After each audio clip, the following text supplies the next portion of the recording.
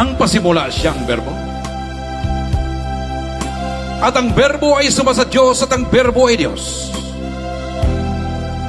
Amang Diyos na pinakamakapangyarihan sa lahat.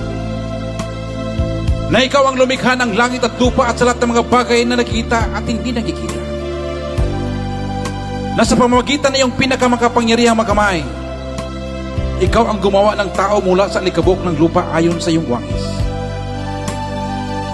Ikaw ang walang mansa, walang dungis at walang kapintasan, ang nag-iisang bugtong at buhay na Diyos ng mga Diyos, na walang katulad, walang makahigit at kamangha-mangha. Dahil ikaw ang walang simula at walang katapusan, na ang langit na malangit ang iyong tahanan.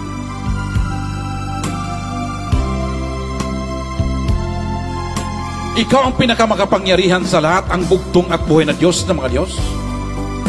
At sa pamagitan na iyong pinakamakapangyarihang mga kamay, ikaw ang siyang tagapagpala sa amin sa tuwina. Kung kaya't ang iyong kabutihan at ang iyong malambing na pagmamahal ang siyang susunod sa amin sa lahat ng panahon ng aming buhay. At sa iyong bahay ng kapayapaan kami ay mananahan hanggang magpakailan pa man. Kung kaya kami ay nagpapasalamat, amang Diyos na pinakamakapangyarihan sa lahat. Sa libu-libong pagpapasalamat na hindi kayang may salarawan salita, lamang ikaw ang aming parangalan. Sa lahat ng pagpapala na ibinigay mo sa amin, higit sa lahat sa bagong buhay, mabuting pangatawan sa pagkain namin sa araw-araw at sa kalayaan na aming tinatamasa hanggang sa mga oras na ito.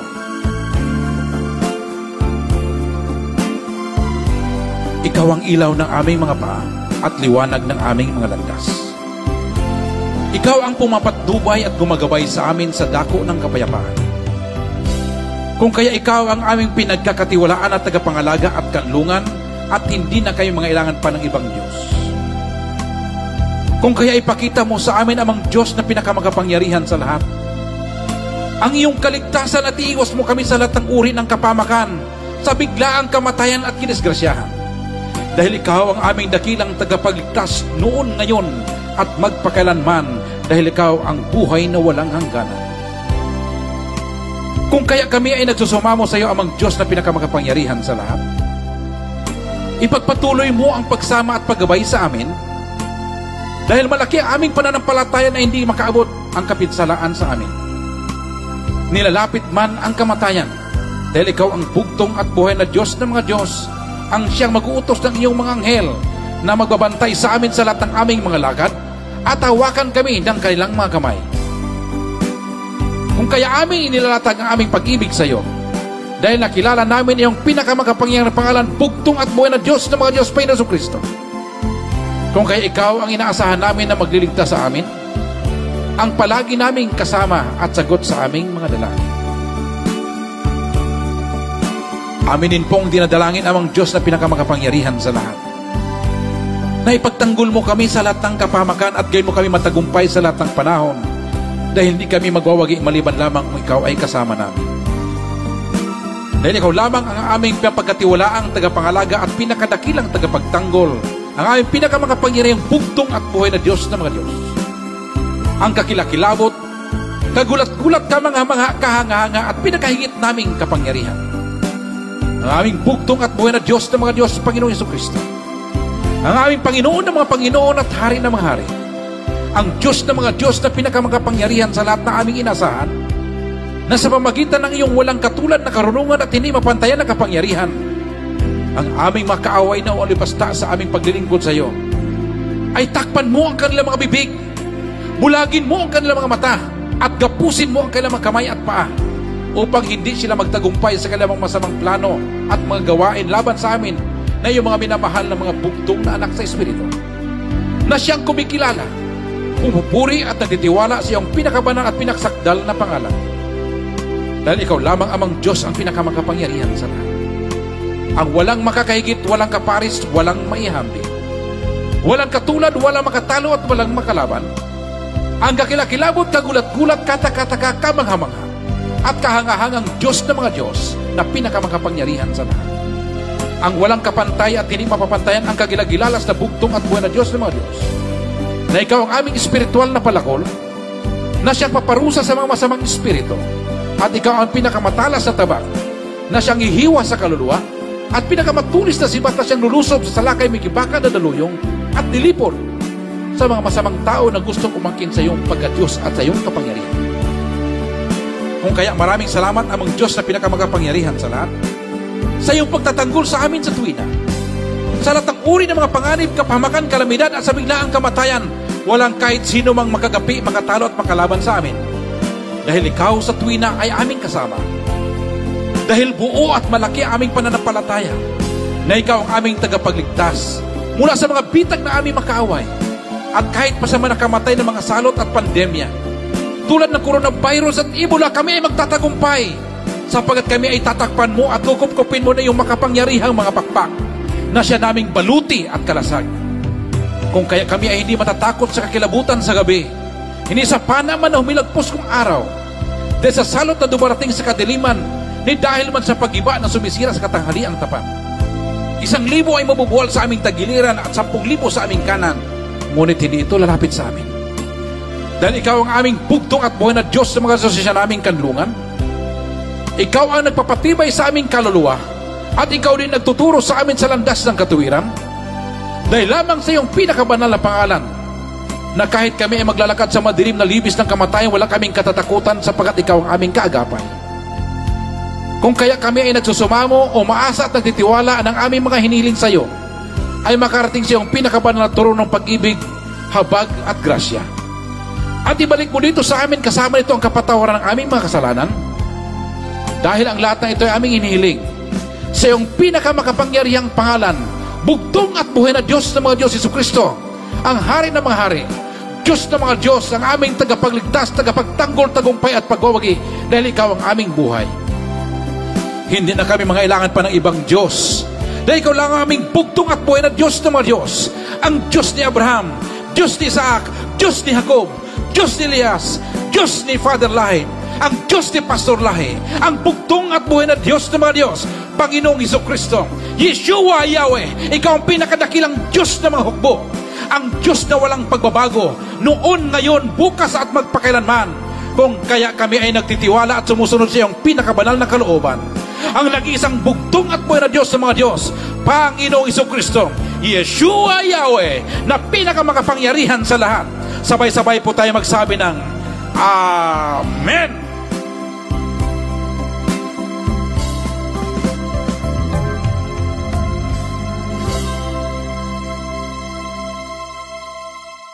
Everybody clap your hands! Woo! Palakpakan natin ang bugtong at buhay na Diyos! Happy!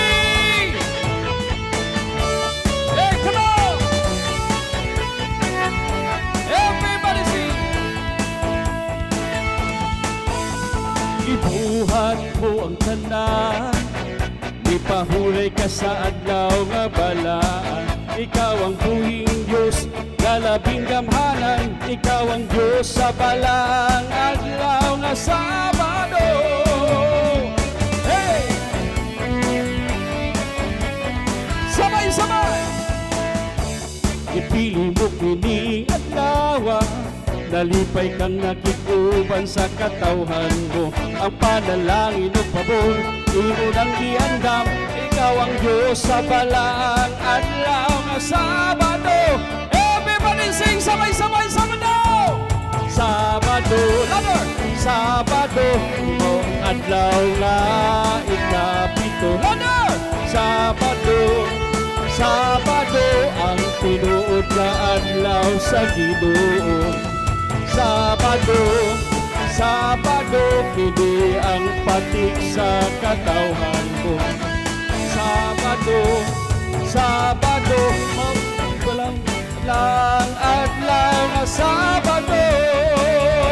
Sabay-sabay! Woo! Naminaw ka sa among pagdaing, kami kanimo sa kanunay nagasalig. Ikaw among pasidunggan ug yukuan, among nadawat ang imong gingharian.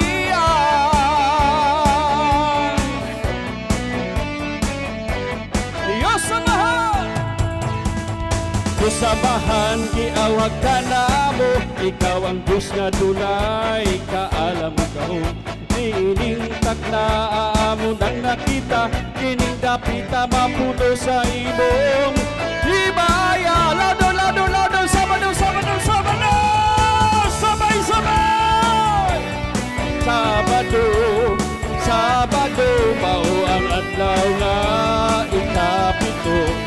Sabado, Sabado, ang tinuod nga adlaw sa Ginoo. Sabado, Sabado, kini ang patig sa katawhan mo. Sabado, Sabado, ikaw ang Diyos sa balaang adlaw nga Sabado. Dalayan ka! Labing gamhanan nga Diyos, daigon ka na mo nga nagpaubos. Ikaw lang ang among simbahon, sa among nawala doon ihigugma maghihapon.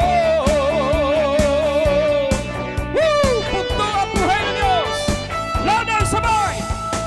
Pupuhi nga Diyos, tanang kasakit sa krus imo nang giantos. Dito sa Kalbaryo ipamatudan mo ang dako ug way kinutubang paghigugma mo. Sabado,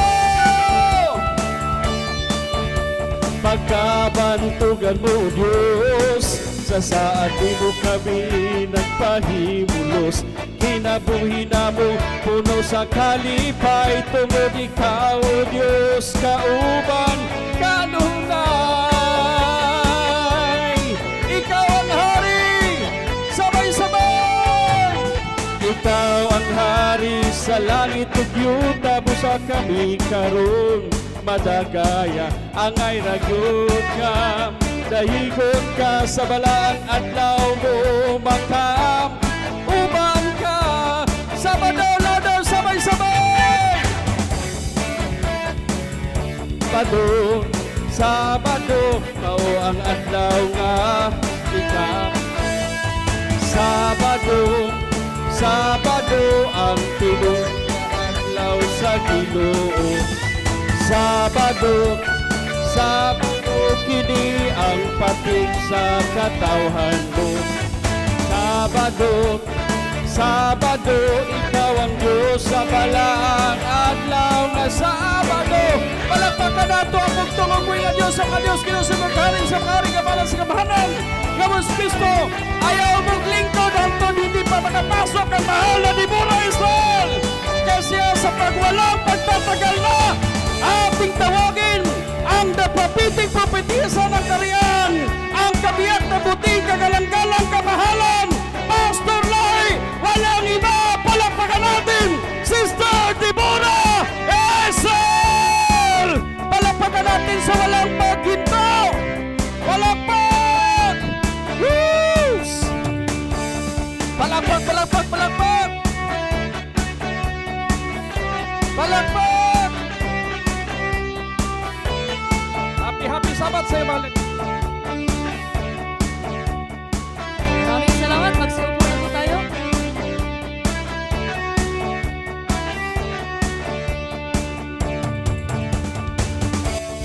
Sa pangalan ng bugtong at buhay na Diyos, mga Diyos, Panginoon Kristo ang pinakamakapangyarihan sa lahat, na siya ang lumikha ng langit at lupa, at sa lahat ng mga bagay nakikita at hindi nakikita, na sa pamamagitan ng kanyang pinakamakapangyarihang kamay, ay kanyang ginawa ang tao mula sa alikabok ng lupa, ayon sa kanyang wangis, at siya din ang walang mancha, walang dungis at walang kapintasan, ang nag-iisang bugtong at buhay na Diyos, mga Diyos, Panginoon Kristo ang pinakamakapangyarihan sa lahat, na walang katulad at hindi matutularan, walang makakahigit at kamangha-mangha, dahil siya ang walang simula at wala ring katapusan, na ang langit ng mga langit, ang kanyang tahanan. Palakpakan po natin ang bugtong at buhay na Diyos, mga Diyos, Panginoon Kristo ang pinakamakapangyarihan sa lahat, mga kapatid. At patuloy ating pagpalakpak sa bugtong at buhay na Diyos, dahil nagpadala siya ng mga banal na anghel na pinantayan po tayo, mga kapatid, sa loob ng 6 na araw hanggang sa mga oras na ito na nakarating tayo sa bahay-sambahan. ng bugtong at buhay na Diyos sa mga Diyos. At palakpakan pa rin natin ang bugtong at buhay na Diyos dahil sa mga sugo na kanyang pinadala. Unang-una, walang iba, ang ating mahal at kagalang-galang na si Father Lahi. Palakpakan natin mga kapatid. At sa pagbabalik ng Espiritu at kapangyarihan ng bugtong na sugo, walang iba ang ating mahal at kagalang-galang na si Pastor Lahi. Palakpakan natin mga kapatid. At ating i-welcome mga kapatid at palakpakan ang ating Vice President sa The Kingdom of God and His Righteousness, Pastor Amancio Buntilaw. Palakpakan po natin. Kasama ng niyang kabiyak, Sister Mila Buntilaw, sa aking butihing nanay. At ating palakpakan mga kapatid, ang Division 5 Pastor, ang tatay ng Palawan, walang iba, ang gwapito. Tayo ka, mahal na Pastor? Ang gwapito, pugi, mabait, walang kupas, walay paglubad, Pastor Nestor Manga, kasama ng kanyang mahal sa buhay, kasama ni Naina. Walang iba, Sister P. Manga, ang mother sa El Nido. Palakpakan natin mga kapatid. Na laging bukas ang kanilang pintuan mga kapatid. Pag nagpunta itong maliit ninyo na lingkod doon, kasama ng aking mga kasama. Palakpakan po natin mga kapatid. Pastor Nestor at saka Sister P. Dito tayo at saka walang iba mga kapatid sa ating mahal na pastor galing Taytay, Pastor Arman Pagunasan. Palakpakan natin mga kapatid. Nanindigan talaga sa katotohanan mga kapatid. Yung sinabi ni Pastor Arman kanina na dapat huwag magkampi-kampihan, tama yun. Kaya si Pastor Arman nanindigan sa mga kapatid na alam niya ang susunod ni Pastor Lahi, hindi sunod na sugo ha. Gusto ko lang klaruhin. Bilang asawa po ng ating mahal at gagalang-galang na Pastor Lahi, inalagaan ko lang po ang iniwan ni Pastor Lahi na kanyang mga anak. Kayo po yun mga kapatid. Kasama ng kanyang mahal sa buhay, walang iba, Sister Lisel Pagunasan. Palakpakan natin mga kapatid. At ang ating elder sa Bukana, isa din sa nanindigan kahit inaway na ng lahat. Walang iba, ating mahal, Elder Jason De Leon. Palakpakan natin. Kasama ng kanyang kabiyak sa buhay na masarap magluto ng laing at saka yung mango float, Sister LB De Leon. Palakpakan natin. Kasama ng kanilang mga anak. At dito mga kapatid, di natin makakalimutan ang mother dito sa Palawan mga kapatid. Isa sa mga nagsuporta sa gawain. Walang iba, ang may-ari nitong Little Baloy Compound. Walang iba ang ating mahal na si Mother Bing Bara, kasama ng kanyang mahal sa buhay na sinundo po nila kami kapatid nung Martes. Talagang pinuntahan kami doon sa airport nila Mother Bing kasama ng kanyang mahal sa buhay, Elder Munding Bara. Palakpakan natin mga kapatid. Kasama ng kanyang mga anak, assistant pastor natin, Pogs Bara. Palakpakan natin. At saka sa aking minamahal na inaanak na sobrang kulit na, sobrang cute. Walang iba, si Coco. Nauutusan mo na kapatid. Yan yung pinangalanan ni Pastor Lahi ng Archer. Survivor yan sa Udet. Palakpakan natin mga kapatid, Mother Bing Bara. At hindi natin kakalimutan yung mga nagtulong sa pagluto, paghanda sa ating mga pagkain. Nanay Minda. Sige, ganito na lang, ipapatayo ko dito sa harapan. Okay, mag-start tayo dito sa Little Baloy Compound. Mother Bing Bara, Elder Munding, dito kayo sa harapan para makapag-picture. Kay Assistant Pastor Bogs, isama mo na rin si Coco. Kay Nanay Minda, Nanay Crising, Nanay Auring, Nanay Lydia, mga kapatid. Palakpakan natin. Dito kayo mga kapatid, dito. Para may picture. Sino pang taga Mauyo na hindi ko nabanggit? Dito tayo. Sino pa? Taga Mauyon. Okay, palakpakan natin. Dito sa Little Baloy Compound. Napakaganda dito mga kapatid. Laging bukas ang bahay-sambahan ni Mother Bing para sa atin. So, dako tayo doon muna sa, mag-umpisa tayo sa El Nido. Pinungunahan ng ating mahal na pastor at mahal na Sister Faye Manga. El Nido, Palawan. Pastor Nestor Manga, Sister Faye Manga. At sa ating singer sa kaharian, Sister Stephanie, Brother Junjun, at Elder Minting. Palakpakan natin, nakarating sa Elder Minting. Palakpakan natin, nakarating sa Elder Minting. Punta po ko dito kayo sa harapan mga kapatid para mapicturan kayo. Taga El Nido, Sister Fe, Pastor Rizor. At isama na natin ang Bukana, mga kapatid, at Taytay. From Taytay, Pastor Arman Pagunasan, Sister Lisel, isama na natin dito. At Bukana, Elder Jason, Sister LB, kasama ng kanilang mga anak. Nanay Ninit, na taga Bukana, at Tatay Danny Batoy.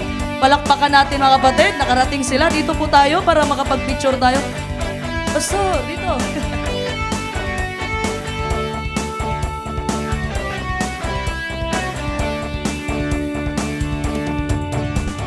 Palakpakan natin, El Nido, Bukana, at Taytay. So dako na po tayo, mga kapatid. Ipagsama na natin ang Little Karamay, San Vicente. Ang nanay ng mga bubuyog. At isa din to si Nanay Bilya, mga kapatid. Nagsuporta sa gawain ng kaharian ng bugtong at buhay na Diyos. Ang nanay ng bubuyog, walang iba. Sister Anabilia Valdez. Palakpakan na ito, mga kapatid. Tatay Tansyong, Sister Ana, kayo ng Little Karamay. Sino ba Little Karamay? San Vicente, Solana family, Ido family. Hindi natin makakalimutan ang Vice Governor ng Apolinism, walang iba. Elder Ruben. Dito kayo. Dito pa wala si Elder Sam. Picture tayo dito, mga kapatid.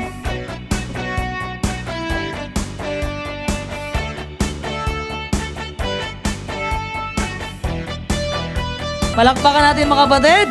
Little Karamay at San Vicente. O dako naman tayo sa Punang, Aburlan at Labog, mga kapatid, na pinunahan ng ating mahal na pastor, Pastor Rumpay Nablia. At isa din to, mga kapatid, sa nanindigan. Palakpakan natin. Yapit family, kasama ni Sister Jean Asil. Sa Aburlan naman, sabi ni Sister Dolls, na iyak-iyak siya kanina, na siya lang nakapunta. Importante, mga kapatid, may nag-represent sa Aburlan, walang iba, ang ating mahal na nanay, Sister Dolls Nakasin. Palakpakan natin. At sa Labog, mga kapatid, walang iba, ang ating mahal na Elder Delinio Mitukan, kasama ng kanyang kabiyak, kasama niya yung Sister Carmita. At sa Sabang naman, mga kapatid, dito kayo, punta na kayo dito sa harapan. Di ko kakalimutan, Nanay Norling ng Punang, Sabang, na pinunahan ni Sister Eli Cumbinido.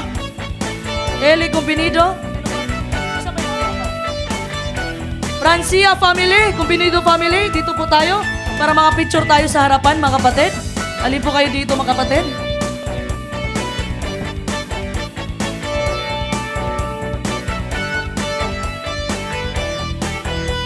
Palakpakan natin, mga kapatid. At hindi ko makakalimutan ang aking kamasamahan galing Mindanao. Ha? Nagkabulol-bulol na yung Tagalog natin, Pastor. Ang aking kasamahan na pinunahan ng ating Vice President, Pastor Amancio Buntilaw, kasama ng kanyang kabiyak, Sister Leonila Buntilaw. At sa ating pinakabata na pastor, walang iba, ang ating mahal na si Pastor G.C. Rico. At hindi natin makakalimutan, mga kapatid, dati Back to Christ apologist siya. Ngayon, hindi na Back to Christ ang pinaglalaban, kundi kaharian na ng bugtong at buhay na Diyos. Sa tulong ng bugtong at buhay Sister Commander at sa palakpakan natin, mga kapatid.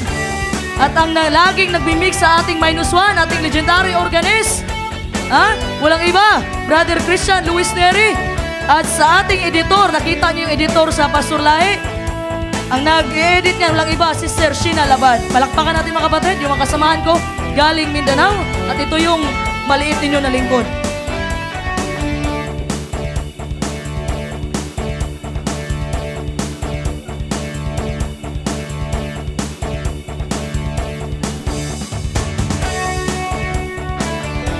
Palakpakan natin ang tunay at nag-iisang bugtong at buhay na Diyos, sumo Diyos, Panginoon Kristo, ang pinakamakapangyarihan sa lahat. Mayroon pa ba akong hindi natawag? Baka magtampo, ha? Meron pa ba akong hindi natawag? Pataas lang yung paa. Sino pang hindi natawag? Okay, start na tayo, mga kapatid. Maraming salamat sa background music natin.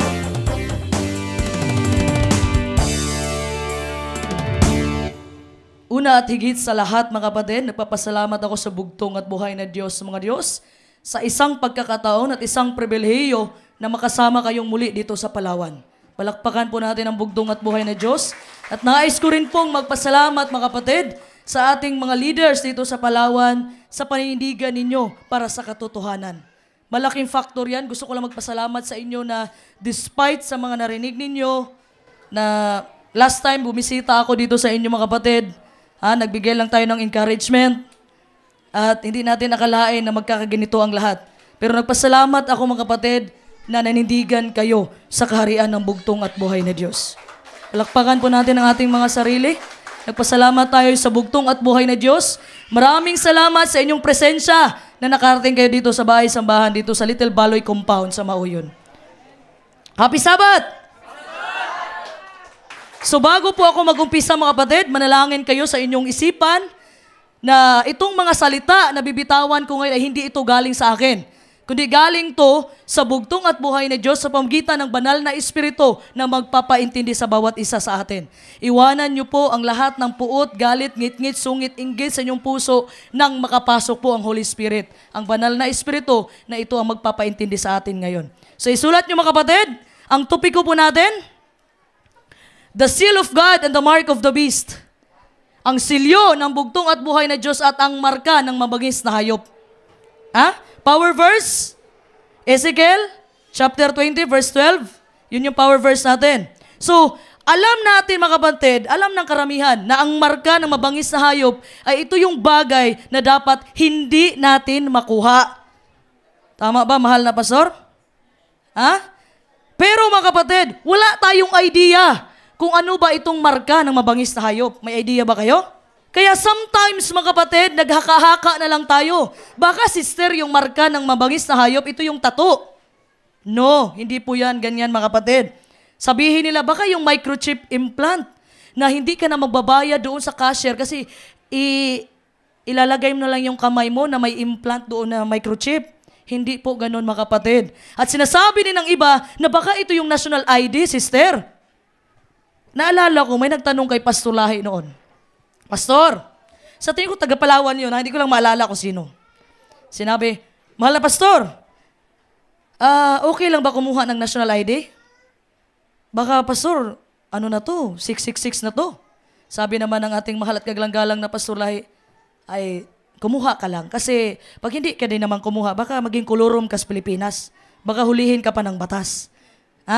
So, wala pong connection ito mga kapatid. Yung marka po ng mabangis na hayop ay hindi po konektado kung kukuha ba tayo ng national ID o hindi. Ang marka po ng mabangis na hayop, mga kapatid, pag-uusapan natin yan sa unahan. Kung ano ito at sa anong paraan makakuha ka nito. Naghangad ba kayo makakuha ng marka ng mabangis na hayop o ang silyo ng bugtong at buhay na Diyos? Silyo ng bugtong at buhay na Diyos. Alam ba natin kung ano ang silyo ng bugtong at buhay na Diyos? Pag-usapan natin yan mga kapatid. Maraming nakakaalam sa marka ng mabangis na hayop. Pero mga kapatid, kaunti lang nakakarinig mga kapatid ng katapat nito. Walang iba. Ano yon? The seal of God. Ang silyo ng bugtong at buhay na Diyos. So, before the coming of our Lord Jesus Christ, every human will be identified with one of these two marks. So bawat isa sa atin mga kapatid ay ma-identify po bago ang ikalawang pagbabalik ng bugtong at buhay na Diyos kung ano ang nasa iyo. Silyo ba ng bugtong at buhay na Diyos o marka ng mabangis na hayop? Dalawa lang po mga kapatid ang papipilian natin. Kasi mga kapatid, magdepende po kung anong nakuha ninyo na marka. Magdepende kung saan kayo papunta. Sa langit ba ng mga langit o sa impyerno?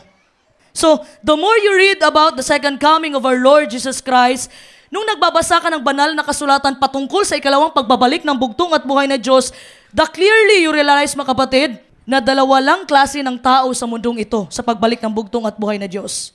Naalala niyo mga kapatid, may sinabing talinghaga ang bugtong at buhay na Diyos patungkol sa katapusan ng panahon. Mateo, Kapitulo 13, 39. Purihin ang bugtong at buhay na Diyos. Mateo 13:39. At ang kaaway na naghasik ng mga ito ay ang dyablo, at ang pag-aani ay ang katapusan ng sanlibutan, at ang mga mag-aani ay ang mga anghel. Palakpakan natin ang bugtong at buhay na Diyos. Klaro ba mga kapatid? Humanity is divided into two eternal groups. So bawat isa sa atin ay madidivide po tayo. Dalawang grupo lang po mga kapatid na maabutan ng bugtong at buhay na Diyos. Sa anong paraan? kung ikaw ay napabilang sa bugtong at buhay na Diyos o kay Satanas. Wala pong neutral. Kailangan mong manindigan. Naalala niyo po yung kwento ni Moses? Nung pumunta sa bundok ng Sinai si Moses para kunin yung 10 utos, mga kapatid, alam niyo anong ginawa ni Aaron? Nagsamba sila sa golden calf. Nagalit ang bugtong at buhay na Diyos. So walang nagpagitna doon. Lahat ng nagpagitna, kinain ng lupa. So you have to choose. Kailangan mong manindigan kung para sa bugtong at buhay na Diyos ka ba o para kay Satanas ka, mga kapatid. Hindi po pwedeng magpagitna. Sa panahon nagkagira ang langit, mga kapatid, si Lucifer, marami siyang nadala ng mga anghel. Meron ding nagpagitna. Anong ginawa ng bugtong at buhay na Diyos sa mga nagpagitna? Sinama dito sa lupa. So, pag once sumunod ka sa bugtong at buhay na Diyos, kailangan nyo pong manindigan. Hindi yung pwedeng kung saan ako dalhin ng hangin doon ako. No! Kailangan manindigan ka kagaya ng ginawa ni Shadrach, Meshach, Abednego. Nanindigan sila sa bugtong at buhay na Diyos kahit ang kapalit niyan ang buhay nila. Ganun po pag sumunod ka sa bugtong at buhay na Diyos, kailangan mong manindigan. Palakpakan natin ang bugtong at buhay na Diyos. So, ano po ba yung talinghaga na to? Una, mga kapatid, na sinabi dyan, ang kaaway na naghasik ng mga ito ay ang dyablo. So, ibig sabihin, mga kapatid, yung naghasik, mga kapatid, ng mga damo, walang iba kundi si Satanas. So, si Satanas, kaaway yan ng bugtong at buhay na Diyos at kaaway natin yan, mga kapatid. Ano yung pag-aani? Ang pag-aani, mga kapatid, ay ito yung katapusan ng sanlibutan. Ibig sabihin, hindi pa ngayon ang separation. Okay? Hindi pa sana ngayon. Sa panahon ni Noe, mga kapatid, ang sinabi ng bugtong at buhay na Diyos kay Noe, pag mapula na yung palo, tama? So ang ginawa ng mga bugoy, yung mga bugoy basor, ginawa, nilagyan ng pula yung palo. So sino ngayon ang nagsarado ng kaligtasan nila? Mismo ang tao. So ngayon, bakit humiwala yung iba sa kaharian? Kasi lahat tayo makasalanan. Pag once sa kaharian ka na daw, dapat maging banal ka na at perpekto. That is wrong. As long as nandito ka pa sa lupa, mga kapatid, hindi ka talaga magiging banal. Isa lang ang banal, isa lang ang perpekto. Walang iba kundi ang ating bugtong at buhay na Diyos. So, mga kapatid, ang separation po, mga kapatid, ng trigo at ng damo, doon pa yan sa pagbabalik ng bugtong at buhay na Diyos. Hindi pa ngayon. So, anong ginawa ngayon? Pinulfill na nila ang propesiya, kagaya ng panahon ni Noe, na ang mga tao lang din ang nagsarado ng kaligtasan nila. Hindi pa dapat kasi wala po tayong karapatan na manghusga sa ating kapwa. Huwag niyong kalimutan yan. There is only one lawgiver and judge. Isa lang po ang nagbibigay ng utos at isa lang po ang nanguhusga, walang iba, kundi ang ating bugtong at buhay na Diyos. Ang tanging magagawa natin, mga kapatid, ay mahalin po natin yung mga taong itinakwil na sa lipunan. Mahalin po natin yung mga taong makasalanan. Kasi tayong lahat ay makasalanan, sabi ng Roma 3:23. Ang bugtong at buhay na Diyos, mga kapatid, ang magsusuot ng kanyang katwiran sa bawat isa sa atin. Palakpakan natin ang bugtong at buhay na Diyos. So, sino po yung mag-aani? Ang mag-aani po, mga kapatid, ay ang mga anghel. Ise-separate na po, mga kapatid, sa pagdating ng bugtong at buhay ni Diyos, magse-separate na po ang trigo at ang damo. Bakit hindi pa pwede ngayon? Anong sabi ng bugtong at buhay na Diyos? Huwag muna, baka madama yung trigo. May panahon sa mga bagay na yan. Kasi ganito yan, paano pag yung nanay, tinanggal mo sa kaharian, may bit-bit yun, may mga anak yun, nadama yung trigo. Di ba? So, hayaan po natin na ang bugtong at buhay na Diyos ang mag-separate. Hindi po tayo, mga kapatid. Hayaan po natin na ang magbunot sa mga damo ang bugtong at buhay na Diyos. Hindi po tayo, mga kapatid. Wala po tayong karapatan magpaalis ng kahit sino dito sa loob ng kaharian. Kahit ang hari dito walang iba, kundi ang bugtong at buhay na Diyos. Palakpakan natin.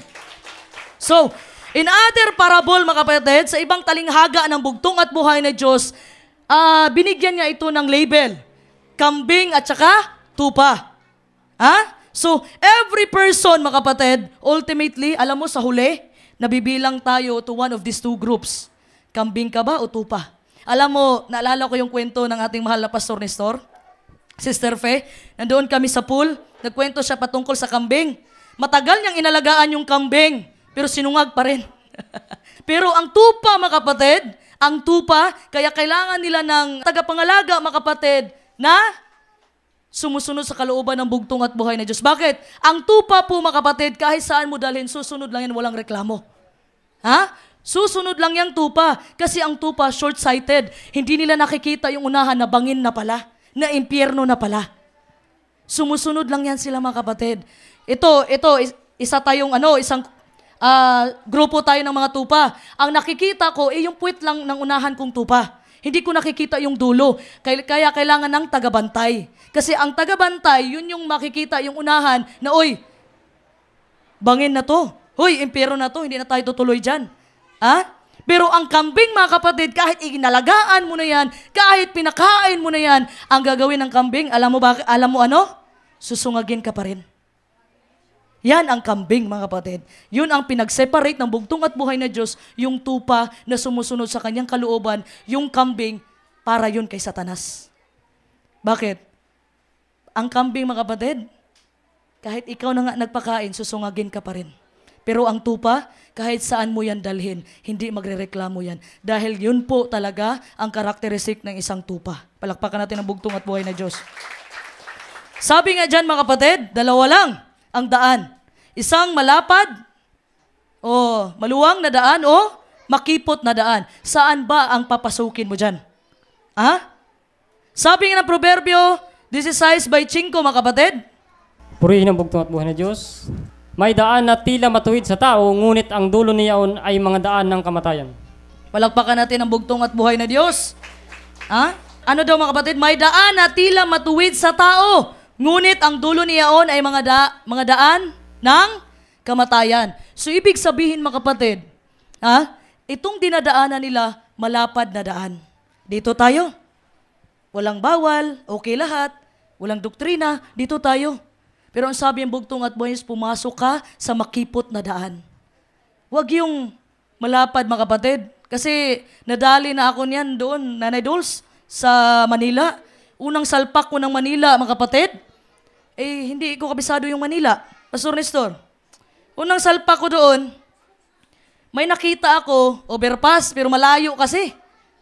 Doon sa may Baklaran banda, malayo. Ayoko nang pumunta doon sa dulo ng overpass kasi dulo ng flyover kasi sobrang layo talaga. So ginawa ko, may mga taong naglalakad sa ilalim ng flyover. Sumunod din ako. Ang ending pala noon, yung mga tao palang sinundan ko ay saan papunta? Huhulihin na kasi nag-jaywalking. Sumuntika na akong mahuli, pastor. Dahil sa pagsunod ko. Ha? So, ang sabi ng bugtong at buhay na Diyos, pumasok kayo sa makipot. Alam mo yung makipot? Yung nahirapan ka talaga ba? Ibig sabihin, ang pagsunod ng bugtong at buhay na Diyos, marami ka dapat sundin. Hindi yung malapad na daan. O, dito tayo, mga kapatid, dahil dito, walang bawal dito, basta magsemba ka lang. No. Ha? Dahil sabi ng Matthew 7:21, hindi lahat ng tumawag sa bugtong at buhay na Diyos ay makakapasok sa kaharian ng langit. Kundi iyon lamang sumusunod sa kalooban ng Ama na nasa langit. Palakpakan natin ang bugtong at buhay na Diyos. So dito, mga kapatid, walang neutral, ha? Hindi tayo pwedeng magpagitna kasi para tayong paniki niyan. Alam niyo yung paniki? Ha, Pastor Arman? Yung paniki, yung tumitira sa kuweba? Yung kwento, naalala ko yung kwento ni Pastor Lahi. Sabi ni Pastor Lahi, mayroong gera. Naggira yung hayop sa lupa, yung walang pakpak, yung hindi nakakalipad, at yung gera ng ibon. So, dalawa yan sila. Pag nagkagera, yung paniki, kung sinong nananalo, doon siya. Ha? Ganun ang trabaho ng paniki, mga kapatid. So, nanalo yung mga hayop sa lupa, doon siya, nagpakahayop siya sa lupa. Kasi may paa din siya, di ba? May pakpak din. Nanalo naman yung mga ibon, nagpakaibon siya. So, isang araw, nagkapistok yung ibon at saka yung hayop sa lupa, nagkapistok sila. Sabi niya, mayroong isa dito. Pag nanalo kami, nandito siya. Sa amin din, pag nanalo kami, nandito din siya. Pinatawag yung paniki, mga kapatid. Ikaw ba? Saan ka ba talaga? Sabi niya, depende. Kung sino manalo, doon ako. So, ang ginawa ng dalawang grupo, hindi nila pinayagan na kumampi sa kanila ang paniki. Kaya ang paniki, nandoon sa kuweba. Nagsusulo na lang. Kasi nga, walang paninindigan. Always remember, pag once sumunod kayo sa bugtong at buhay na Diyos, hindi pwede yung Dito lang ko sa gitna, sister. Bahala kayo, magkaaway kayo dyan. No. Sabi pa ni Father Lahi, kung malala ko, hindi man galing sa akin yan, sa manarinig ko lang sa ating mga mahal na pastor, na pag once nagbanggaan yung dump truck at saka yung sasakyan, pag nasa gitna ka, anong mangyayari, Pastor Arman? Ipit. Ipit ka talaga. So, kailangan manindigan, mga kapatid. So, in the last book of the Bible, ito yung Revelation, nagbigay ng babala ang bugtong at buhay ni Diyos sa pamamagitan ng kanyang apostoles na si Juan. Mabasa natin Revelation 14, verse 9 to 10. Purihin ang bugtong at buhay na Diyos, at ang ibang anghel, ang pangatlo, ay sumunod sa kanila, na nagsasabi ng malakas na tinig, kung ang sinuman ay sumasamba sa hayop at sa kanya'y larawan, at tumatanggap ng tanda sa kanyang noo o sa kanyang kamay, ay iinom din naman siya ng alak ng kagalitan ng Diyos, na naghahandang walang halo sa inuman ng kanyang kagalitan, at siya'y pahirapan ng apoy at sa supre sa harapan ng mga banal na anghel at sa harapan ng kordero. Palakpakan natin ang bugtong at buhay na Diyos. So mga kapatid, ang sinabi dyan mga kapatid, taimtim na sinabi ng bugtong at buhay na Diyos na yung may mga tatak ng marka ng mabangis na hayop, ano yung aabutin nyo? Sa ilalim sa walang humpay na puot ng bugtong at buhay na Diyos. Kasama na dyan mga kapatid ang 7 salot sa Revelation 16. Ano yan? Yung magkakasakit kayo na wala ng kagalingan. Kahit doktor, hindi kayang pagalingin mga kapatid ang inyong sakit. Ano pa dyan? Ang sinabi pa dyan mga kapatid, na ang dagat gawing dugo. Tapos matatanggap ninyo ang galit ng bugtong at buhay na Diyos pag nagpamarka kayo sa mabangis na hayop. So literal ba itong mabangis na hayop mga kapatid? Literal ba to? Hindi. Pag-uusapan natin yan. Tingnan mo yung nangyayari ngayon. Israel. Sino nakakabalita mga kapatid? Israel, Iran, bago lang nagkagera. Sino nakakita sa Facebook? Yung Israel, pinagtulungan na ng Iran, Hamas, at Yemen. Nung isang araw lang, binumbahan ng Yemen yung Israel. Tingnan nyo yung nangyayari sa paligid mga kapatid. Alam nyo bakit laging nananalo ang Israel? Dahil sa pangako ng bugtong at buhay na Diyos sa kanyang sugo na si Abraham, pastor. Ang bugtong at buhay na Diyos, pag nangako yan, tinutupad niya yan. Hindi kagaya sa atin. Pag nangako ako, sister, punta lang ako doon, tapos hindi pala nakapunta. Ang bugtong at buhay na Diyos, pag nangako yan, tinutupad niya yan, mga kapatid. Palakpakan natin ang bugtong at buhay na Diyos. So, mga kapatid, nagbigay na ng babala ang bugtong at buhay na Diyos, na kung sino man ang sumamba sa hayop at sa kanyang larawan, ay matatanggap ang puot ng bugtong at buhay na Diyos. At isa pa, wala na kayong kaligtasan pa. Kahit na pinangarap niyong mamatay na lang kayo dahil nahulugan na kayo ng apoy, o lahat, yung 7 salot na yan dyan sa Revelation 16, yung kamatayan, mga kapatid, ay iilag na sa inyo. Hindi na, kahit lumabas na yung mata ninyo, hindi na kayong mamamatay. Hindi sa in a good way, in a bad way. Kahit gusto ninyong mamatay, yung mga kidney nyo, yung katawan nyo, kahit basag-basag na yan, kahit biyak-biyak na yan, hindi na kayo mamamatay. Dahil yun ang consequences, dahil yun ang salot ng bugtong at buhay na Diyos, dahil nagpamarka ka sa mabangis na hayop. So after that, mga kapatid, wala na kayong kaligtasan. Hindi ka na makapagsisisi na sana masabi mo na lang, sana Panginoon, patayin mo na lang ako. Hindi na, mga kapatid, iiwanan ka na ng kamatayan pa.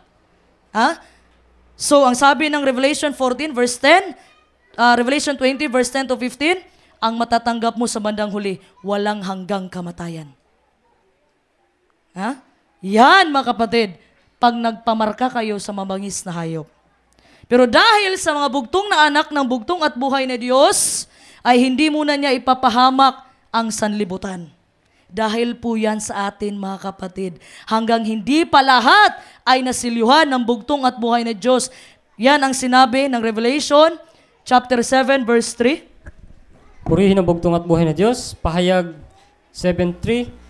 Na nagsasabi, huwag ninyong ipahamak ang lupa, kahit ang dagat, kahit ang mga punong kahoy, hanggang sa aming matatakan sa kanilang mga noong ang mga alipin ng ating Diyos. Palakpakan natin ang bugtong at buhay na Diyos. So dahil po sa atin, mga kapatid, naalala niyo po si Abraham nung kinausap po niya ang bugtong at buhay na Diyos patungkol sa kanyang pamangkin na si Lot. Sabi niya, Panginoon, kung mayroon bang 50 na matuwid dyan sa lugar na yan, Paparusahan mo ba yung lugar na yan kasama yung matuwid? Ano sabi ng bugtong at buhay na Diyos? Hindi. Hanggang yung negosasyon, mga kapatid, umabot ng 10. Hanggang sa 5 na lang, hindi naman umabot ng 10 sila Lot. 4 lang sila. Si Lot, yung asawa niya, at saka yung 2 anak niya.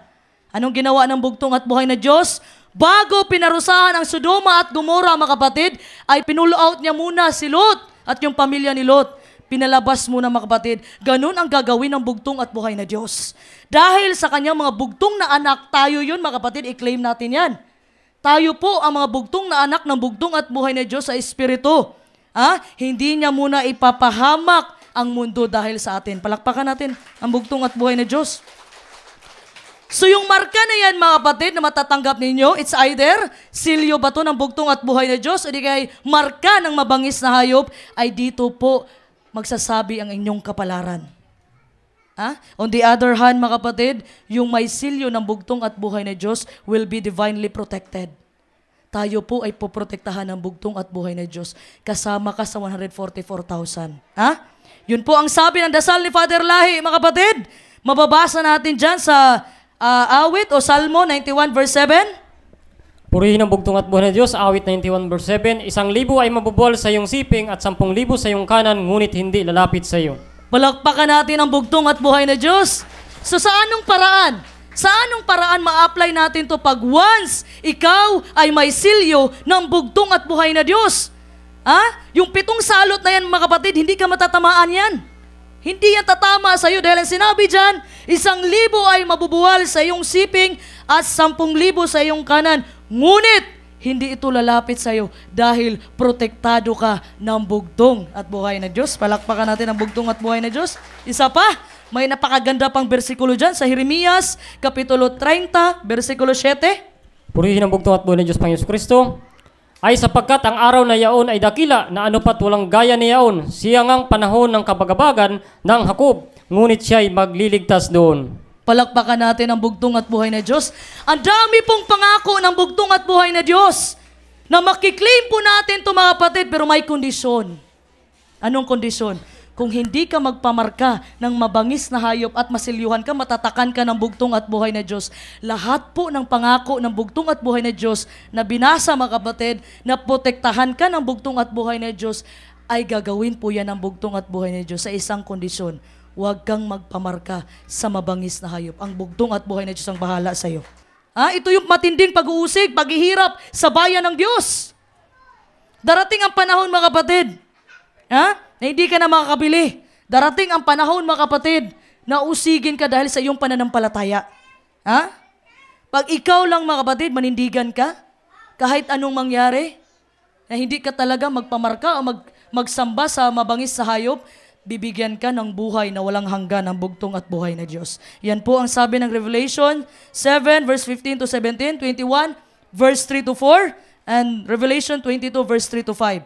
So, ang banal na kasulatan, mga kapatid, nagsisiwalat po siya sa atin na binigyan ka po ng free choice, binigyan ka ng kalayaan ng bugtong at buhay na Diyos. Alalahanin niyo po, mga minamahal kong kapatid, ginawa po ang impyerno hindi para sa atin. Ginawa po ang impyerno kay Satanas at saka sa kanya mga alipores. Hindi ka ginawa ng bugtong at buhay na Diyos para mapunta ka lang sa impyerno. Sabi nga ng banal na kasulatan, naibig ng bugtong at buhay na Diyos na maligtas ang lahat. Ang impyerno, hindi po para sa atin yan. Dahil tayo po ay nakadesenyo na tumira doon sa kaharian ng bugtong at buhay na Diyos sa langit ng mga langit. Yun ang sabi ng ating mahal at kaganggalang na Pastor Lahi, tinuro ko na lahat sa inyo. Kung mapunta din kayo ng impyerno, problema nyo na talaga yan. So, pag-aralan po natin, mga kapatid, kung saan po mamarkahan ang tao. Sinabi dyan, mamarkahan sa noo at sa kamay. So, ang iba dito, tinitingnan siya na literal. Na lalagyan ka daw ng 666 dito. Hindi po yan totoo. Para kang may sayad na lumalakad dyan sa daanan. Hindi po yan totoo, mga kapatid. Ginamit lang po ng bugtong at buhay na Diyos yung parte ng katawan as a symbol. Na hindi po ibig sabihin na tatakan ka ng bugtong at buhay ng Diyos sa noo. Ibig sabihin na ilalagay niya yung maglalagay, itatato mo dyan. No, hindi po ganyan. Internal po yan, mga kapatid. Yung simbolo na tayo ang katawan ng bugtong at buhay na Diyos at siya naman ang ating ulo. Siya yung nagdidictate, siya yung masusunod kung ano ang dapat gawin ng katawan. Tayo po ang katawan, mga kapatid. At yung katawan, mga kapatid, kanya-kanya po ang trabaho niyan. Hindi lahat kamay, hindi lahat paa. Kung aagawan ng kamay yung trabaho ng paa, paano maglakad yung isang tao? Pabaliktad na. Kamay na yung gagamitin panlakad. No, kanya-kanya po tayo dito sa loob ng kaharian. May kanya-kanya po tayong gawain, mga kapatid. Sabi mo, sister, hindi ako marunong kumanta, hindi ako marunong mag-organ, hindi ako marunong lahat. Alam nyo, mga kapatid, sa pag-share nyo po ng live, lalong-lalo na sa ating mahal at kagalang-galang na Pastor Lahi, nakakatulong na po kayo sa gawain ng kaharian. Hindi po kailangan na magmensahe kayo na hindi nyo talaga kaya. Mag-umpisa po kayo sa pag-share po ng mga salita ng bugtong at buhay na Diyos. At sa pagtulong ninyo sa gawain, naging parte na po kayo sa misyon ng kaharian ng bugtong at buhay na Diyos. Palakpakan natin, mga kapatid. So, and don't forget, mga kapatid, na itong revelation, more on symbolical to. Hindi to literal na intindihin mo. Makabasa ka ng babae dyan, literal talaga na babae yan. No, ang babae sa revelation nagsisimbolo sa iglesia ng bugtong at buhay na Diyos. So, marami dyan, mga kapatid. Basahin natin sa Exodus, Kapitulo 13, versikulo 9. Purihin ang bugtong at buhay na Diyos, Panginoon Kristo, Exodus 13, verse 9. At sa iyo'y magiging pinakatanda sa ibabaw ng inyong kamay at pinakaalala sa pagitan ng inyong mga mata upang ang kautusan ng Panginoon ay inyong bibig sapagkat sa pamagitan ng malakas na kamay ay inalis ka ng Panginoon sa Ehipto. Palakpakan natin ang bugtong at buhay na Diyos. So, nung sinabi dyan, mga kapatid, at sa iyo'y magiging pinakatanda sa ibabaw ng iyong kamay. So, hindi po ito siya literal.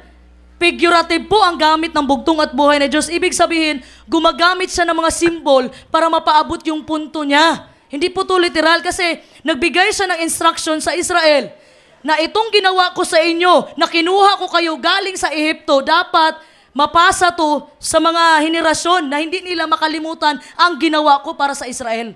Na kinuha ko kayo sa Ehipto. Palakpakan natin ang bugtong at buhay na Diyos. So, itong passage na ito, mga kapatid, ito yung sign ng hand, ng kamay o kaya noo, nag-serve lang po ito as a reminder. Sabi nga ng Deuteronomy 6:8, Purihin ang bugtong at buhay na Diyos, Deuteronomy 6, verse 8. At iyong itatali na pinakatanda sa iyong kamay at magiging pinakatali sa iyong noo. Ito, mga kapatid, ang pagkaintindi nito ng mga Hudyo ay literal.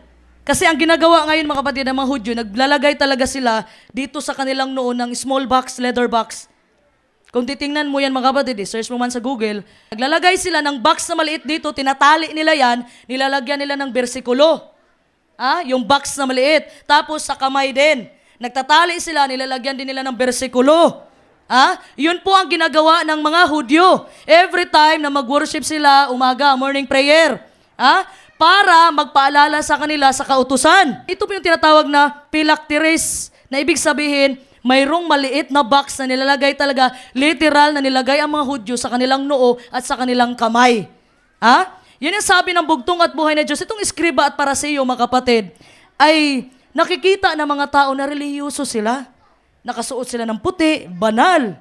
Para sa kanila, matuwid na sila, mga kapatid. So, ito po, sinabihan sila ng bugtong at buhay na Diyos ng mga ipokrito. Bakit ipokrito? Dahil pinapakita nila sa tao na matuwid sila, banal sila. Pero ang loob ng kanilang puso, naghahangad sila na sila ang papurihan ng tao. Nakalimutan nila, mga kapatid, na yung ginagawa nila, yung itatali, yung sa noo at sa kamay, ay para po magdala ng karangalan sa bugtong at buhay na Diyos. Yan po yung sinabi ng Matthew 23, verse 1-4. Ang intensyon, mga kapatid, ay para parangalan ang bugtong at buhay na Diyos. Pero ang ginawa ng mga Pariseo, mga kapatid, kumukuha sila ng credit sa mga tao. Gusto nila makita ng mga tao na sila ay perpekto at banal na. Alam mo yung mga Pariseo, mga kapatid? Nagtuturo sila ng pag-ibig. Sinasabi ng Pariseo, pag-ibig, pag-ibig, pero malayo sa gawa. Bakit? Pag mayroon silang makitang makasalanan, sinasabihan nila, uy, Naalala niyo yung pariseo at tax collector? Panginoon, nanalangin yung isang pariseo, Panginoon, hindi ako katulad ng makasalanan na to, hindi ako katulad ng tax collector na to. Hindi ako nangalunya, hindi ako nagnakaw, nagbigay ako ng ikapo, tumutulong ako sa mahirap. Yun ang sabi ng isang pariseo, mga kapatid. Pero alam nyo ba ang ginawa ng taong makasalanan? Yumuko siya, hindi man lang siya makatingin sa langit. Ang sabi niya, Panginoon, have mercy on me, for I am a sinner. Patawarin mo ako dahil ako'y makasalanan. Ngayon, ang tanong, sino ang umuwi na may katwiran? Yun bang pariseo nagmalaki sa kanyang gawa o yung isang makasalanan na nagpakumbaba sa harapan ng bugtong at buhay na Diyos? Yung taong nagpakumbaba sa harapan ng bugtong at buhay na Diyos, mga kapatid. Palakpakan natin ang bugtong at buhay na Diyos. Ha?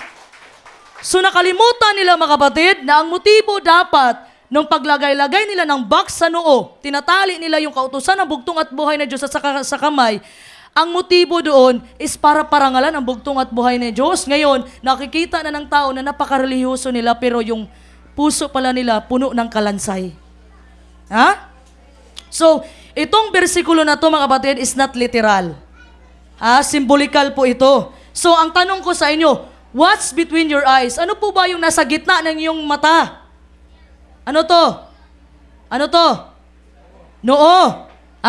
So, likod ng noo ninyo, mga kapatid, itong utak natin. Tama? So, likod po ng noo ninyo, nandyan po yung frontal lobe.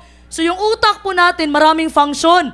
Yung sa mga decision making, yun yung pong frontal lobe, mga kapatid. Yun po yung sa decision making. So, ang noo, mga kapatid, ay kumakatawan sa kung ano ang nasa iyong ulo. Ibig sabihin, ano yung iniisip mo at ano yung pinaniniwalaan mo. Dito yan mag-umpisa lahat.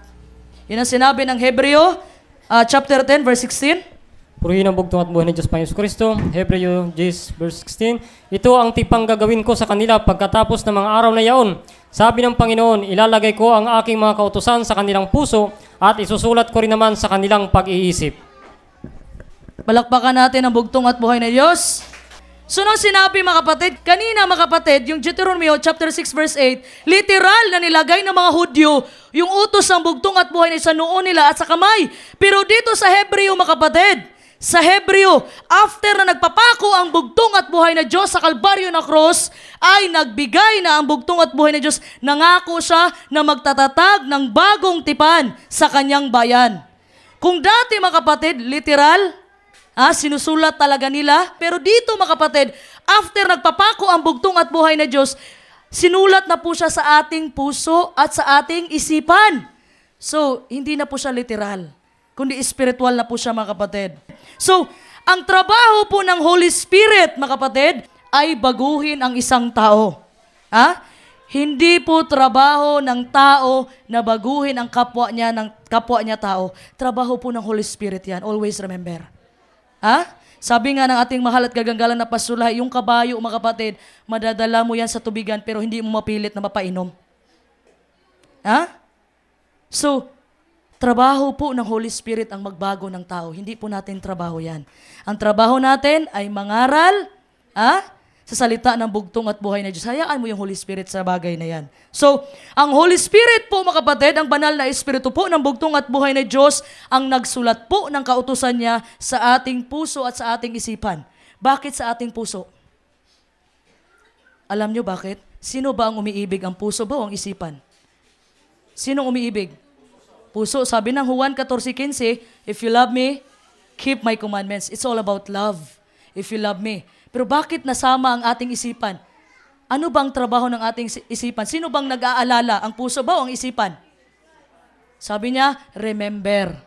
Remember the Sabbath day to keep it holy. So, alalahanin mo ang araw ng Sabado. Alalahanin. Ibig sabihin sa isipan.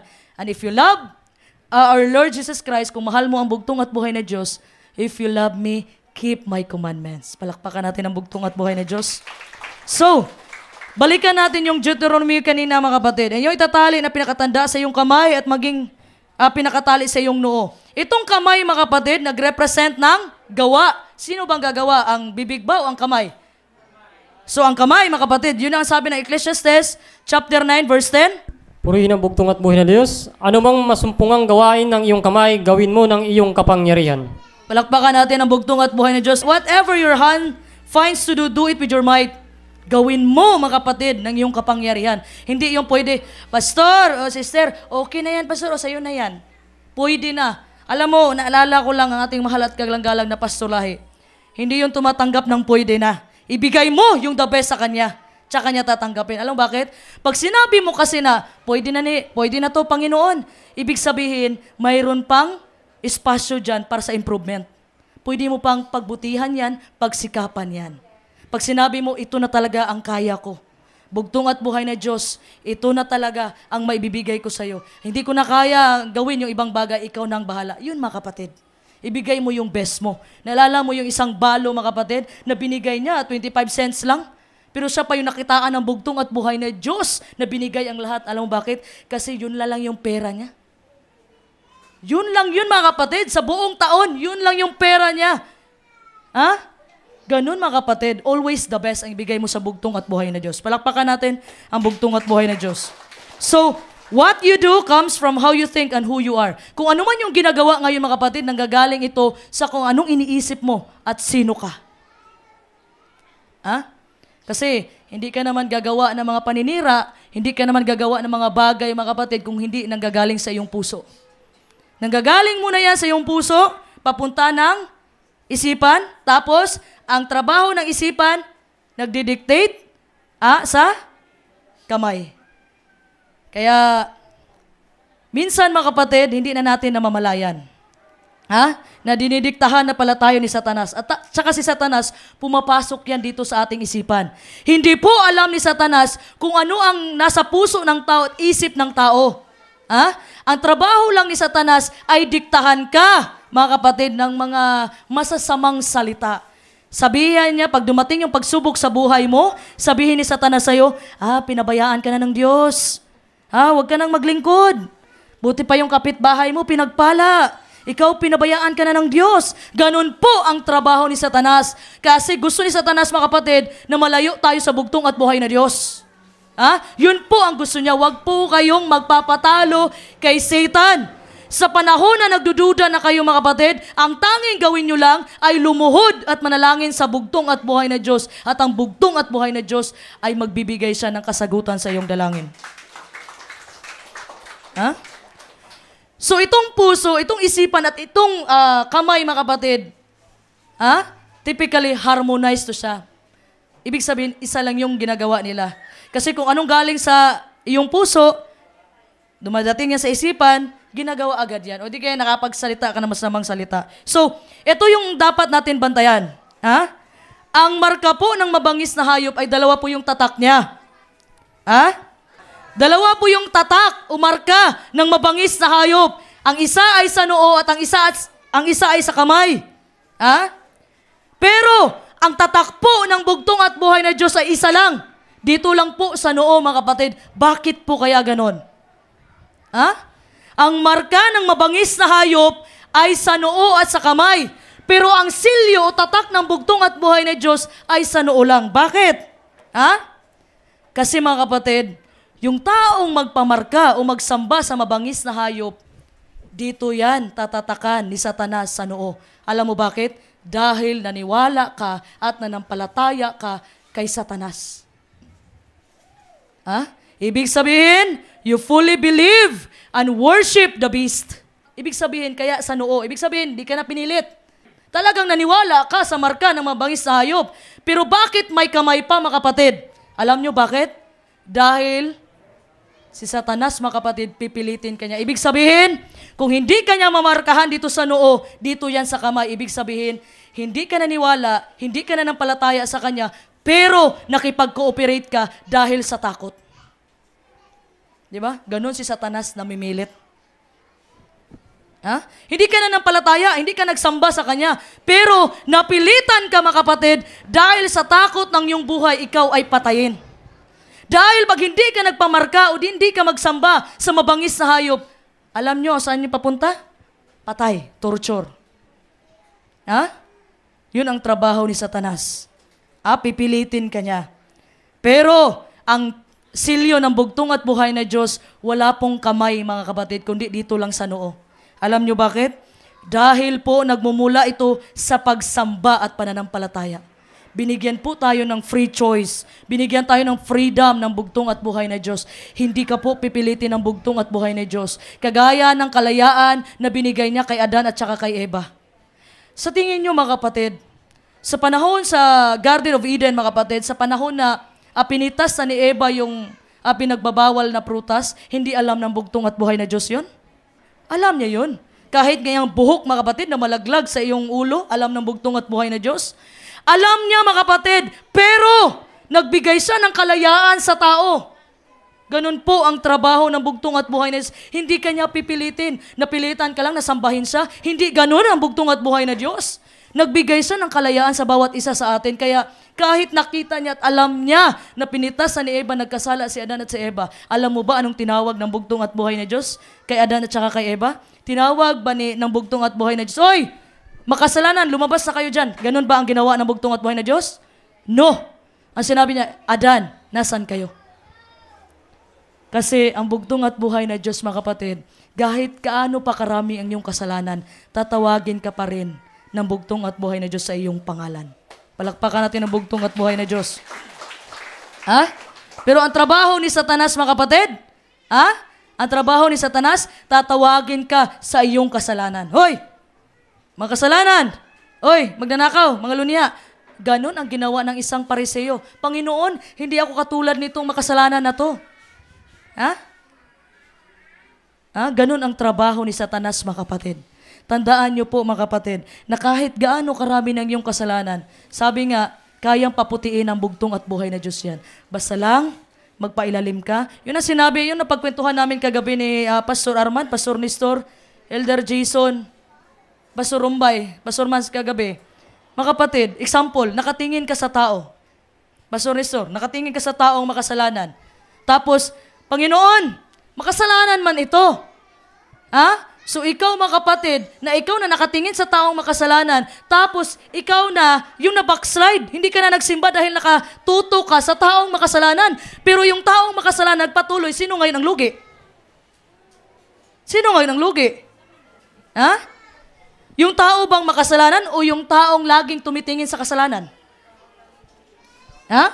Yung taong makasalanan, dahil alam niyang makasalanan siya, wala siyang ibang ginawa, kundi humingi ng tawad sa bugtong at buhay na Diyos, nagpatuloy sa gawain ng bugtong at buhay na Diyos. Pero ikaw, na laging nakatingin sa kasalanan, ikaw patuloy yung na-backslide. Ikaw patuloy yung natisod. So, sinong lugi ngayon? Ikaw na nakatingin sa kasalanan ng ibang tao. Dahil yung tao na nagpatuloy, ikaw, wala na. Alam mo kapatid, sa narinig ko kanina, tutok lang tayo sa mata ng agila, Kapastor Rumbay, narinig ko yan. Tutok lang, tama. Tutok lang tayo, mga kapatid. Alam mo, kung yung mata mo ang maging dahilan na ikakatisod mo, kunin mo yan. Nalala ko yung sinabi ni Pastor Nestor, tinakpan nga ang mata, Pastor, pero nakaganyan naman. Tinakpan mo nga yung mata mo, pero may nakikita ka pa. Tutok lang, mga kapatid. Tandaan nyo ito, mga minamahal kong kapatid dito sa Palawan. Huwag po tayong tumingin sa tao. Alam nyo bakit? Dahil tao lang din po tayo nagkakasala. Wala po tayong ibang titingnan, mga kapatid, kundi ang bugtong at buhay na Diyos. Whatever it is, ang bugtong at buhay na Diyos lang. So, mga kapatid, yung marka po ay hindi po external. Hindi po natin nakikita yan. Wala ka pong makikita na tao naglalakad ngayon na may marka ng 666 dyan, 666. No, wala ka pong makikita, mga kapatid, dahil ito ay nakikita sa iyong puso. Ang bugtong at buhay na Diyos nakakita ng ating puso, mga kapatid. So, ibig sabihin nito, mga kapatid, ma-identify po yung tao, magdepende kung sino yung sinasamba niya sa puso niya, sino yung sinusunod niya, at sino yung siniserbisyuhan niya. Basahin natin, mga kapatid, ano yung advantage pag natatakan ka o nasilyuhan ka ng bugtong at buhay na Diyos. Revelation chapter 14, verse 1. Purihin ang bugtong at buhay na Diyos, Panginoon Kristo, Pahayag 14, verse 1. "At tumingin ako, at narito, ang kordero ay nakatayo sa bundok ng Sion, at ang kasama niya 144,000 may pangalan niya, at pangalan ng kanyang ama na nasusulat sa kanyang noo." Palakpakan natin ang bugtong at buhay na Diyos. Sino tong kordero, mga kapatid? Walang iba kundi ang bugtong at buhay na Diyos. So ilan ang kasama niya? 144,000. Itong 144,000, mga kapatid, sinabi ng Matthew 24:13, ang magtitiis hanggang wakas, maliligtas? Tayo po yun, mga kapatid. Tayo po ang 144,000. Palakpakan natin ang bugtong at buhay na Diyos. Ha? Bilin ko lang sa inyo, huwag kayong tumalon sa kaharian. Huwag kayong umalis sa kaharian. Kailangan ang magtitiis hanggang wakas. Ito na, mga kapatid, ang bitbit na mensahe ng ating mahal at kagalang-galang na Pastor Lahi. Sabi nila, bulaang propeta ako. No, hindi ko naman sinabi na sugo ako. Diyan kayo nagkakamali. Pinagpatuloy ko lang ang iniwan ng aking mahal na asawa. Sa tingin nyo, sige, mga lalaki, Pastor Nestor, pag umalis ka, may negosyo ka, sinong magmamanage ng negosyo mo? Kapitbahay nyo ba? Siyempre, sinayin na talaga. So, ganun lang yun, mga kapatid. Trabaho po nitong maliit ninyo na lingkod, mga kapatid, ay, inalagaan ko lang po ang anak namin. Kaya, wala po dito, mga kapatid, walang nagpakasugo dito, walang bulaang propeta dito, dahil nagpatuloy lamang po tayo sa iniwan ng ating mahal at kagalang-galang na Pastor Lahi. Wala pong binago kahit isa. Mapalogo man yan, mapangalan man yan, wala po, mga kapatid. So, mga kapatid, itong 144,000, tayo yan. Maging happy tayo, magpasalamat tayo, palakpakan natin ang bugtong at buhay na Diyos. Tayo po, mga kapatid, ang magbibit-bit sa mensahe ng tatlong anghel dyan sa Revelation 14 verse 6 to 13. Tayo po yan, mga kapatid. Nasabi dyan na magmimensahe tayo nitong huling kapanahunan bago magsara ang kaligtasan. Ibig sabihin, una munang tatakan sa noo ng bugtong at buhay na Diyos ang kanyang mga bugtong na anak. Tayo po yan. Kung kulang tayo, mga kapatid, ay kukuha po yan sa ibang sekta. Sabi nga ni Pastor Lahi, kay Commander Atsa, huwag niyong galawin ang Adventist. Sabihin ko na to. Alam niyo bakit? Dahil darating ang panahon na tatawagin yan sila ng bugtong at buhay na Diyos at papasukin dito sa kawan, dito sa kaharian ng bugtong at buhay na Diyos. Sila po yan, mga kapatid. So, kung aalis ka sa kaharian, mga kapatid, pasensya na, kapatid. Hindi para sa iyo ang malaking hukbo. Bakit? Para kanino ba to? Revelation 18:4. Ang mensahe ng ikaapat na anghel, mga kapatid, ito yung mensahe niya, Revelation 18 verse 4. Purihin ang bugtong at buhay na Diyos Panginoon Kristo. Magsilabas kayo sa Kanya, bayan ko, upang huwag kayong mangaramay sa Kanyang mga kasalanan at huwag kayong magsitanggap ng Kanyang mga salot. Palakpakan natin ang bugtong at buhay na Diyos. So, itong bersikulo na ito, mga kapatid, hindi ito para sa atin na magsilabas tayo sa kaharian, Pastor. Kasi ito yung na-misinterpret ng kabila na lumabas sila sa kaharian dahil sinabi ng Revelation 18:4, mga silabas kayo sa Kanya, bayan ko. Hindi po ito para sa atin. Para po ito sa ibang mga relihiyon. Sabi nga ng bugtong at buhay na Diyos, mayroong mga tupa na wala pa sa Kanyang kawan. Ibig sabihin, mga kapatid, ito yung nasa ibang relihiyon na grabe yung pagmamahal nila sa bugtong at buhay na Diyos, grabe yung pagsunod nila sa bugtong at buhay na Diyos, mali lang ang kanilang namulatan, Nanay Dolls. Ang namulatan nila ang araw ng linggo. Kaya sinabi doon, magsilabas kayo sa Kanya, bayan ko. Hindi po yan dito sa atin, na magsialisan tayo sa kaharian. That is wrong. Para po yan sa ibang mga sekta. Para po yan sa nagdadala ng mensahe ng araw ng linggo. Palabasin sila ng bugtong at buhay na Diyos sa bawat relihiyon, palabasin yan sila, mga kapatid, at dito yan isasama ng bugtong at buhay na Diyos dito sa atin, ng mga bugtong na anak ng bugtong at buhay na Diyos. Alam mo, kapatid, kung iniisip mo sa buhay mo ngayon na wala kang kwenta, na hindi mo na alam kung ano ang patutunguhan ng iyong buhay, mga kapatid, mayroon pang 3 anghel na mensahe dyan at ikaapat na anghel, may trabaho pa na ipapagawa ang bugtong at buhay na Diyos. Kailangan lang niyong mag-antay. Antayin nyo lang, mga kapatid, at tayong lahat, mga kapatid, ay makiklaim natin ang pangako ng bugtong at buhay na Diyos na nitong huling kapanahunan, tayo po ang magbitbit ng mensahe ng 3 angels message, mga kapatid, sa Revelation 14 at Revelation 18:4 na susuguin ng bugtong at buhay na Diyos. Palakpakan natin ang bugtong at buhay na Diyos. So yun po yung advantage, mga kapatid, pag may tatakan ng bugtong at buhay na Diyos. So na-mention ko na, mga kapatid, nasabi ko na kung ano yung marka ng mabangis na hayop, araw ng linggo. So ano yung disadvantage ng marka na mabangis na hayop? Revelation 14 verse 11. Purihin ang bugtong at buhay ng Diyos Panginoon Kristo, pahayag 14 verse 11. at ang usok ng hirap nila ay napapailang lang magpakailan-kailanman, at sila'y walang kapahingahan araw at gabi. Silang mga nagsisasamba sa hayop at sa kanyang larawan, at sino mang tumatanggap ng tanda ng kanyang pangalan. Ha? Ang sinabi dyan? Sila'y walang kapahingahan araw at gabi. Pastor, araw at gabi. Ha? Parang zombie. Walang tulugan doon sa dagat-dagatang apoy. Ha? Sa anong paraan mapunta ka doon? Pag ikaw ay nagsamba o ikaw ay nagpamarka na sa mabangis na hayop. Tandaan nyo lagi yan. Di ko kayo tinatakot. That is reality. Pag ikaw, mga kapatid, tumanggap sa marka ng mabangis na hayop itong araw ng linggo, wala na pong kaligtasan. Hindi ka na po pwedeng iligtas pa ng bugtong at buhay na Diyos. Kaya simula pa lang, ngayon pa lang nagkaganito ang kaharian, manindigan ka na para sa bugtong at buhay na Diyos. Palakpakan natin ang bugtong at buhay na Diyos. Nakita mo ba, mga kapatid, kung ano ang gusto ng bugtong at buhay na Diyos sa bawat isa sa atin? Anong gusto ng bugtong at buhay na Diyos? Itong puso natin, dahil dito niya sinulat ang kanyang kautusan. Dito sa ating isipan. Ha? So, ang silyo po ng bugtong at buhay na Diyos ay makikita po natin sa pagsunod ng kanyang kautusan sa ating puso, isipan at sa gawa. So, magkasama po itong tatlo na ito. Hindi lang pwede na mahal mo lang ang bugtong at buhay na Diyos tapos maninira ka sa iyong kapwa. That is wrong. That is very wrong. Kasi, ang dalawang utos, mga kapatid, the greatest commandment is to love God with all your heart, soul, mind, and strength, and to love your neighbor as you love yourself. Mahalin mo una ang bugtong at buhay na isang buong puso. Ha? Pangalawa, mga kapatid, mahalin mo yung kapwa gaya ng pagmamahal mo sa sarili mo. So, hindi pwede na mahal ko lang ang bugtong at buhay na Diyos at itong mga taong makasalanan, dapat na talagang parusahan. Ha? Naalala ko tuloy yung sinabi ni Pastor Jesse Rico. Yung patungkol kay Hunas.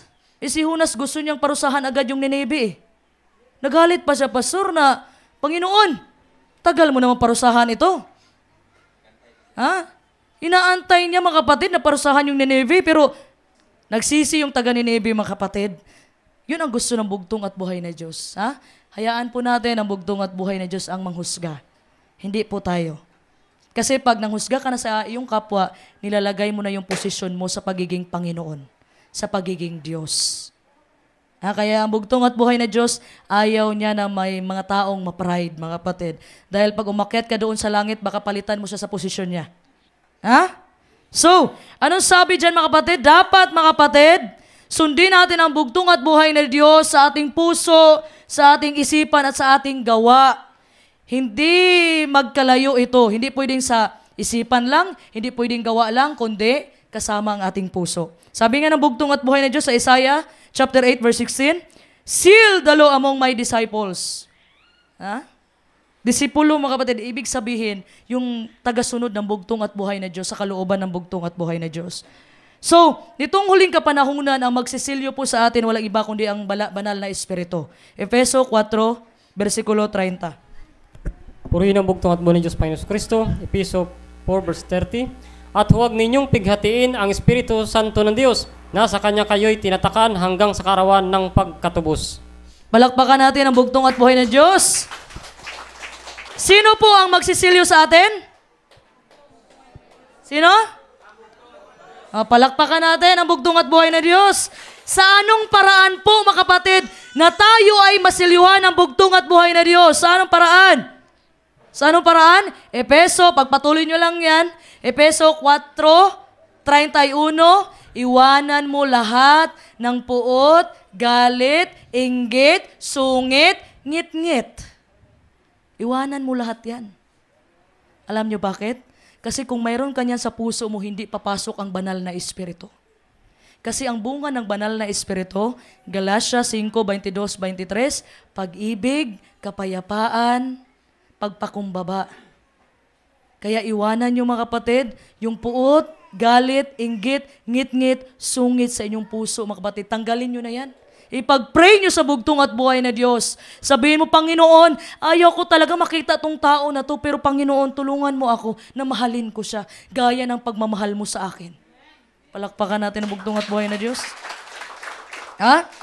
So, ang banal na Espiritu po, mga kapatid, ang nagsisilyo sa ating mga puso.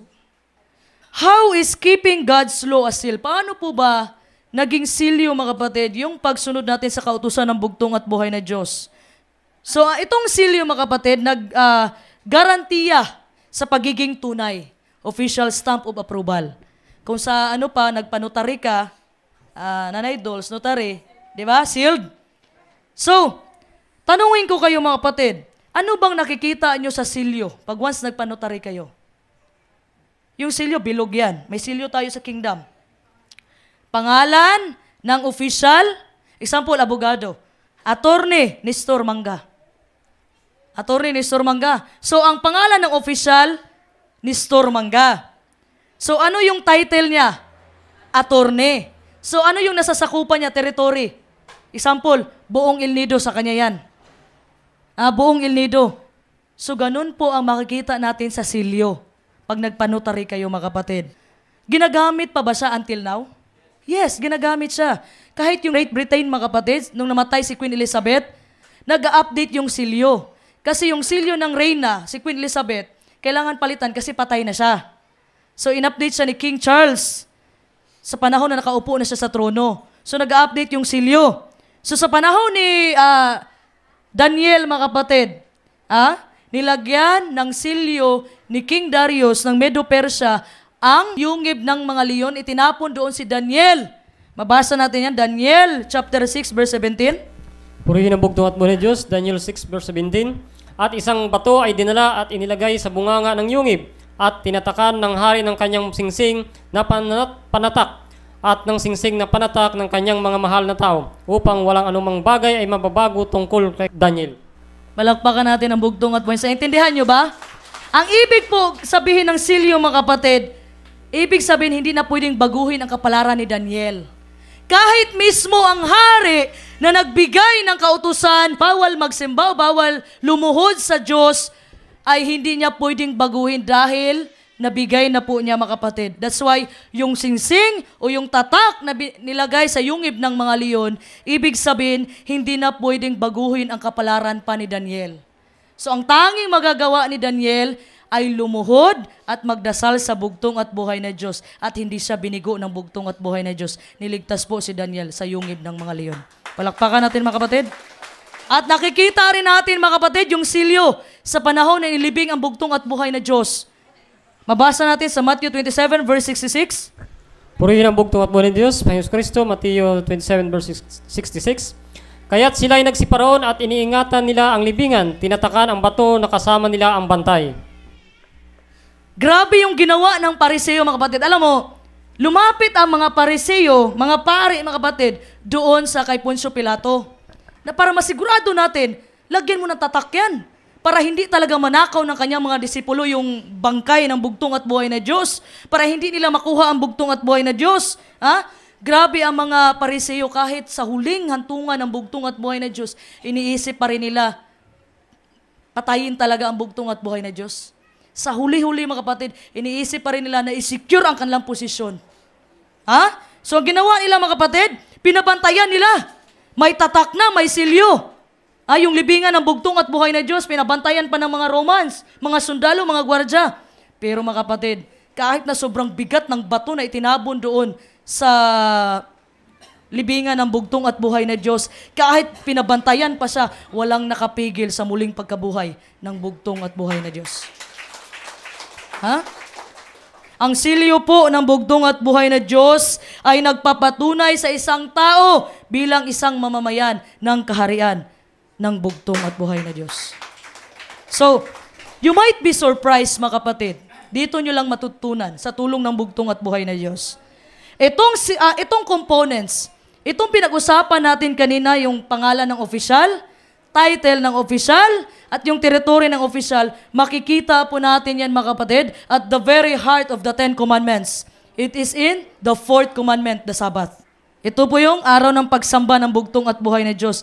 And it is also the only commandment, mga kapatid, na makita mo ang word na holy. Na-issue ako noon dito, mga kapatid, dahil ang tinawag ko lang daw na banal, pastor, ay yung Sabado. Kung intindihin mo, mga kapatid, yung kautusan ng bugtong at may 10 utos, nag-umpisa yan sa wag. Wag kang magnakaw, wag ganito, wag kang magsamba ng ibang Diyos, wag kang mga lunya, puro yan wag.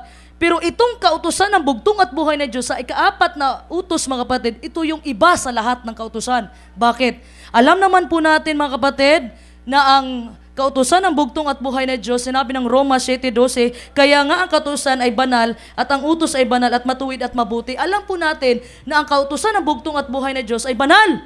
Pero bakit po, mga kapatid, ito lang yung kautusan na nilagyan pa niyang remember the Sabbath day to keep it holy. Alam naman natin na banal na talaga yung kautusan niya. Di ba? So, ito lang yung kautusan na makikita natin na sinulat mismo ng bugtong at buhay na Diyos, ang holy na word. Ang banal na salita, mga kapatid.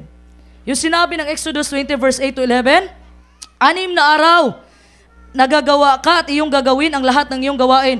Ngunit, ang ika-7 araw ay Sabat sa Panginoon mong Diyos. So, nandito na, mga kapatid, ang unang component sa silyo. Pangalan ng Panginoon mong Diyos. Pangalawa, yan yung name of the official. Pangalawa, sa araw na iyan ay huwag kang gagawa ng anumang gawa sapagkat sa 6 na araw ay ginawa. So anong title niya? Creator, manilikha. Tama? Anong ginawa ng bugtong at buhay na Diyos? Ang langit at lupa, ang dagat at lahat ng nangaroon. So ano yung last? Teritoryo.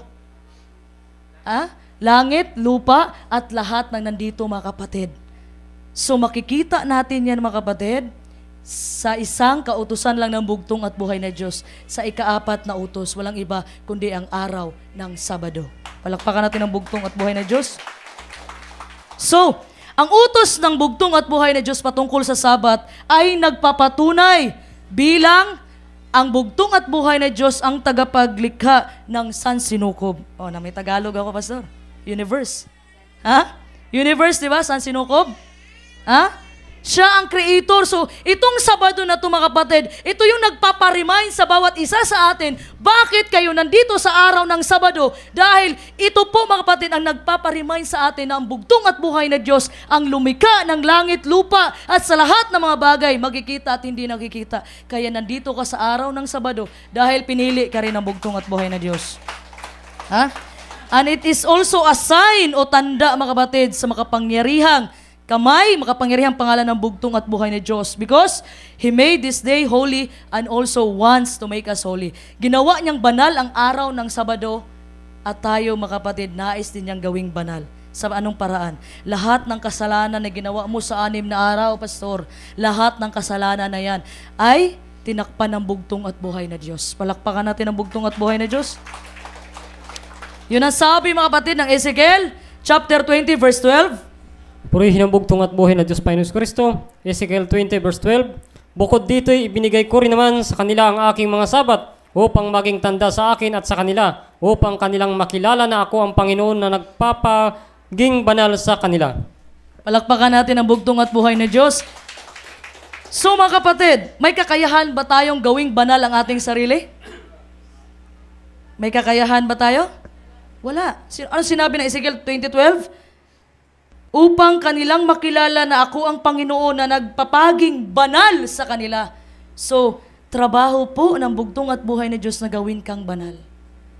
Kahit sino man ang gawing matuwid o banal ng bugtong at buhay na Diyos, kahit si Satanas, hindi niya pwedeng pigilan yan. Hindi niya pwedeng pigilan yan. Kahit sino gusto ng bugtong at buhay na Diyos. Kaya ang gawin natin, mga kapatid, magpakumbaba lang po tayo sa harapan ng bugtong at buhay na Diyos. Kaya ang kanta ni Pastor Lahi na ako man mao ako, kung sa Bisaya pa, hukmi ko sa gahom sa grasya. It's all about grace, mga kapatid. Hindi yung pagsunod ng kautusan, maliligtas ka na. That is wrong. Alam mo bakit? That is salvation by works. So nakapunta ka ng langit dahil sa gawa mo. No. Nagawa mo yung mga bagay na yan dahil sa tulong ng banal na Espiritu. Hindi dahil sa sarili mong gawa, mga kapatid. Nakagawa ka na mabuti sa iyong kapwa dahil tinulungan ka ng banal na Espiritu. Hindi dahil sa gawa mo, mga kapatid.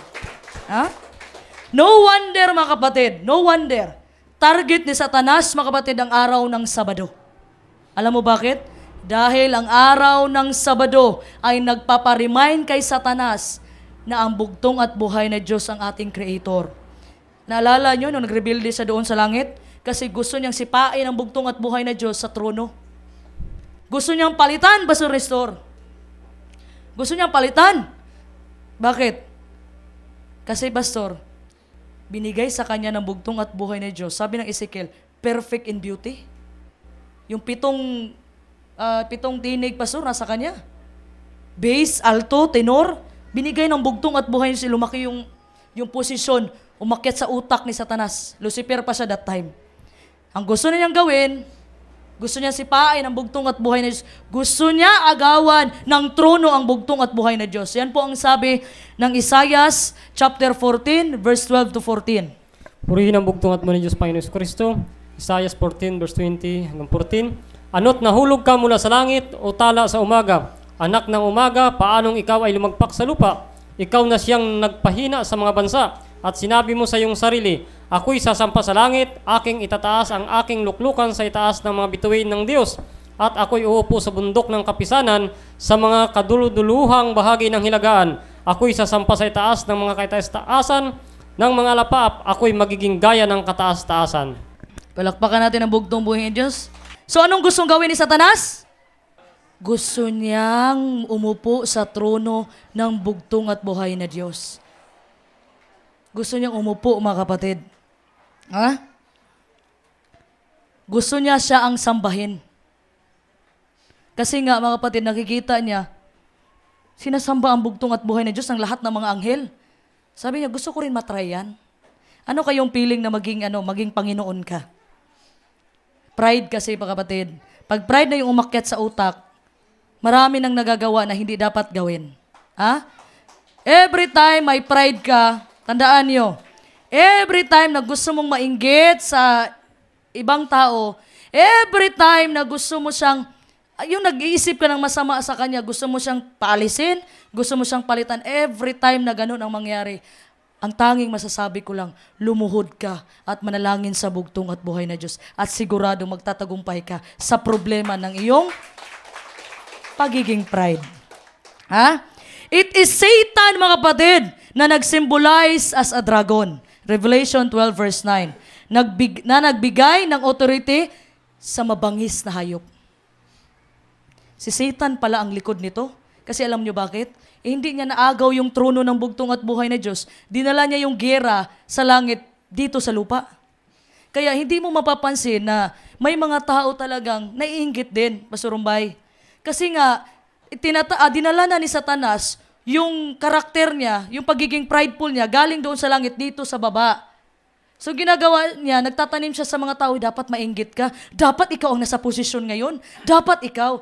So dahil hindi man niya magawa doon sa langit, dito niya, naghasik siya ng mga masasama, mga kapatid, dito sa lupa. Alam niyo bakit? Sabi niya, ikaw ang deserving dyan. Dapat ikaw ang nasa posisyon. Yun ang tinatanim ni Satan. Deserve ka dyan. Hindi yan, bawal yung babae na yan. Ikaw dapat dyan.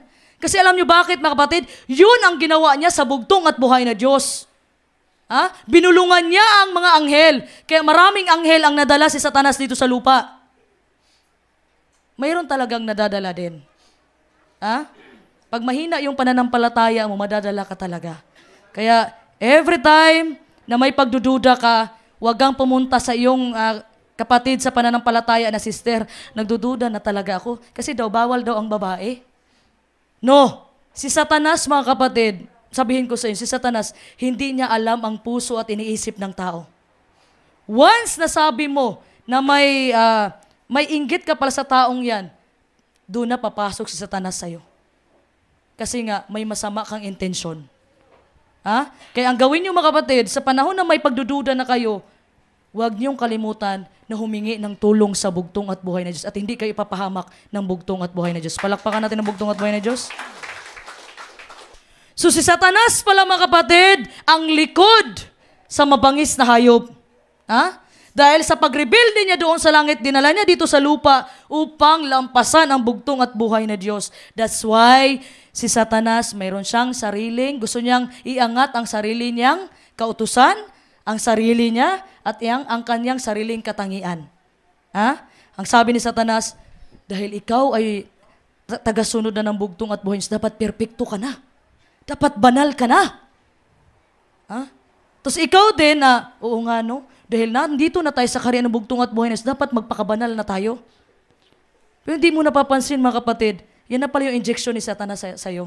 Kasi alam mo bakit? To the point na dumating ka na iniisip mo na sa sarili mo na banal ka, ayun na, dumadating yung panahon mga kapatid na manghusga ka na sa iyong kapwa.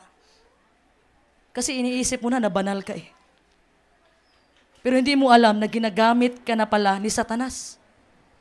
Ikaw mismo na nanguhusga ka na sa iyong kapwa, hindi mo na mamalayan na ginagamit ka pala ni Satanas na. Ha? Hayaan po natin ang Holy Spirit. Always remember. Ha? Anong sabi ng Revelation chapter 13 verse 15? Purihin ang bugtong at buhay na Diyos, pahayag 13 verse 15. At siya'y pinagkaloobang makapagbigay ng hininga sa larawan ng hayop, upang ang larawan ng hayop ay mga kapangusap at maipapatay naman ang lahat ng hindi sumasamba sa larawan ng hayop. Palakpakan natin ang bugtong at buhay na Diyos. So naalala niyo po ba si Shadrach, Meshach, Abednego? Hindi sila sumamba sa rebulto na ginawa ng hari ng Babylonia, si King Nebuchadnezzar. Anong ginawa ni King Nebuchadnezzar? Ha? Inahagi sila sa hudno ng apoy. Hindi lang mainit. Pinainit pa 7 times, Pastor. Ha? Dahil hindi lang sila sumamba sa ginawa ni King Nebuchadnezzar. Ha? So ganun din ang mangyayari ngayon mga kapatid. Ha? Nitong huling kapanahunan, kung hindi ka magpamarka sa mabangis na hayop, ang gagawin nila, papatayin ka nila. Damay na pati pamilya mo. That's why, ang marka ng mabangis na hayop, noo tsaka kamay. Kung hindi kayo nanampalataya, hindi kayo naniniwala sa mabangis na hayop, pero mayroon pang tatak sa no, ibig sabihin, takot kang mamatay. Kaya nagpamarka ka na lang. Pag-uusapan natin yan mga kapatid. Revelation 13 verse 16. Purihin ang bugtong at buhay na Diyos, at ang lahat ng maliliit at malalaki at mayayaman at mga dukha, at ang mga halaya at ang mga alipin ay pinagbigyan ng isang tanda sa kanilang kanang kamay o sa noo. Lahat walang pinipili, mamayaman ka man, madukha ka man, mga laya, maliliit, malalaki, walang pili mga kapatid. Sabihin mo, hindi siguro yung darating sa amin sister kasi hindi naman kami importante, wala naman kaming pera. Mga kapatid, tandaan po natin hindi po pera ang basihan na ikaw ay pinagpala ng bugtong at buhay na Diyos. Always remember. Sabihin mo na, wala akong pagpapala ngayon sister, wala akong pera. No! Hindi nakikita ninyo mga kapatid, ang pagpapala na hindi nyo nakikita ay yung mabuti niyong kalusugan, ligtas ang pamilya ninyo. Yan yung pagpapala na hindi nyo man lang nakita. Tandaan natin mga kapatid, hindi basihan yung pera. Nitong huling kapanahunan, ang basihan ng bugtong at buhay na Diyos yung pananampalataya ng bawat isa. Ang pananampalataya po ng bawat isa. Mapamaliit ka man, mapamalaki ka man, mamayaman ka man, o madukha ka man, walang pili ang marka ng mabangis na hayop. Kasi ang gusto ni Satanas, madala niya tayo sa impyerno mga kapatid. Tandaan nyo lagi yan mga kapatid. Ito yung mabangis na hayop, papasukin na natin. Yung marka po ng mabangis na hayop, ito po yung araw ng linggo. Always remember. Araw ng linggo. Huwag po kayong magsamba sa araw ng linggo. So ano po tong silyo ng bugtong at buhay na Diyos? Kung ang kay Satanas, araw ng linggo, ano sa bugtong at buhay na Diyos? Palakpakan natin ang bugtong at buhay na Diyos. So, kung ang issue dito mga kapatid, maging klaro na para sa lahat ng mga tao, kasi impose nila to Pag maging klaro na mga kapatid, ikaw mismo na bugtong na anak ng bugtong at buhay na Diyos ay mapipilitan ka nga sirain ang araw ng Sabado. O hindi kaya, kung hindi ka lumuhod, hindi ka magsamba sa mabangis na hayop, papatayin ka nila. Hindi lang ikaw, pati pamilya mo. So, ang tanong, sister, Nag-umpisa na ba ang marka ng mabangis na hayop? Sinong gusto magtanong niyan? Nag-umpisa na ba? Nag-umpisa na ba? Wala pa mga kapatid. Not until ma-impose ang Sunday law. Kaya wala din tayong karapatan manghusga sa ating mga minamahal na kapitbahay o sa ibang mga tao na nagsamba ng araw ng linggo ngayon mga kapatid. Alam nyo bakit? Kasi hindi pa nag-umpisa ang marka ng mabangis na hayop, pero preparation na. Nandito na tayo, malapit na. Tandaan nyo lagi yan. Tandaan ninyo palagi yan mga kapatid. Pag once ma-impose na ang Sunday law, umalis na kayo sa syudad. Umalis na kayo sa lungsod. Umalis na kayo sa lungsod. Magpunta na kayo sa bundok mga kapatid. Once i-impose ang Sunday law, hindi na kayo makakabili pa dito sa lungsod. Wala na kayong mabibili. Hanggat hindi ka nagpamarka ng mamagis na hayop mga kapatid, wala kang karapatang mabuhay. Ganun ang senaryo. So, nitong huling kapanahunan mga kapatid, lalabas ang Antikristo. Anong gagawin niya? Daniel 7 verse 25. He think to change times and laws. Babaguhin niya ang panahon at ang batas ng bugtong at buhay na Diyos. Sa anong paraan? Tingnan mo yung Santo Papa ngayon, Pastor Nestor. Imbes ang araw na ipangili natin, araw ng Sabado, ano yung sinasamba nila? Araw ng Linggo. Pinalitan nila mga kapatid yung 10 utos. Kung makikita mo yung 10 utos mga kapatid, doon sa labas ng simbahan nila, yung ika-4 na utos na remember the Sabbath day to keep it holy, napalitan na yun. Hindi nyo lang napapansin. Napalitan na yung remember the Lord's Day. Hindi na Sabat ang pinag-uusapan, kundi Lord's Day na lang. At isa pa ang pinalitan nila, ang panahon. Sa atin, galing pa kay Padre Lai, hanggang kay Pastor, hanggang ngayon mga kapatid, sa atin, example, yung Sabat natin, mag-uumpisa yan sa 6:00 ng Biyernes, tama? So ibig sabihin, Sabat na yan para sa atin. Sa paganismo mga kapatid, sa paganism, yung maraming Diyos-Diyusan, sa paganism, ang counting po ng kinabukasan sa kanila, example, 31, mag-New Year na. Ang 31 sa atin, 6:00 ng gabi ng 31, bagong taon na sa atin, tama? Pero mga kapatid, sa paganism, ang counting sa kanila, 12:00 pa ng gabi. Pinalitan nila ang panahon at ang batas ng bugtong at buhay na Diyos. Yan yung gawain ng Antikristo. Kasi ginamit sila ni Satanas. Yan ang sabi mga kapatid, anong mangyayari? Nitong huling kapanahunan, Revelation 13 verse 17. Purihin ang bugtong at buhay ng Diyos, Panginoon Kristo. Pahayag 13 verse 17. At nang huwag makabili o makapagbili ang sinuman, kundi siyang mayroong tanda sa makatuwid ay ng pangalan ng hayop o bilang ng kanyang pangalan. Magagamit mo pa ba yung pera mo mga kapatid? Huwag makabili o makapagbili ang sinuman kundi siya mayroong tanda. Kung wala kang tanda, wala kang marka ng mabangis na hayop, hindi ka pwedeng bumili sa tindahan. Kailangan mo munang magpamarka. So, during World War II mga kapatid, buying was controlled by the ration stamps. Kung wala kang ration stamp, hindi ka pwedeng kumuha ng mga basic necessities. Hindi ka pwedeng kumuha ng bigas, pagkain, lahat. So, sa time ng World War II, walang pera, kundi ration lang. Ration stamp. So, ganun ang mangyayari ngayon mga kapatid. Ngayon, high-tech na tayo ngayon. Titingnan lang sa database. Kung ito ba dito si Pastor Arman, na-rehistro ba to? Pag once wala ka sa database nila, patay ka. Papatayin ka nila. Ganon kasalbahay si Satanas mga kapatid. Tandaan nyo yan palagi mga kapatid. In these last days, ang pag-uusapan natin mga kapatid, ang araw na ipangili ng bugtong at buhay ni Diyos. Ang issue nitong huling kapanahunan patungkol sa Sabado at saka Linggo. Pero, nasabi ko sa inyo, huwag kayong humusga sa araw ng Linggo. Kasi marami ang hindi pa nakapasok sa loob ng kawan ng bugtong at buhay na Diyos. Marami na mahal nila ang bugtong at buhay na Diyos, mga kapatid, mahal nila, pero mali lang ang namulatan nila. Huwag po kayong manghusga, mali din yan. Hindi ko kayo ini-encourage na manghusga. Sa atin lang, mga kapatid, huwag mo silang husgahan, isigurado mo yung kaligtasan mo.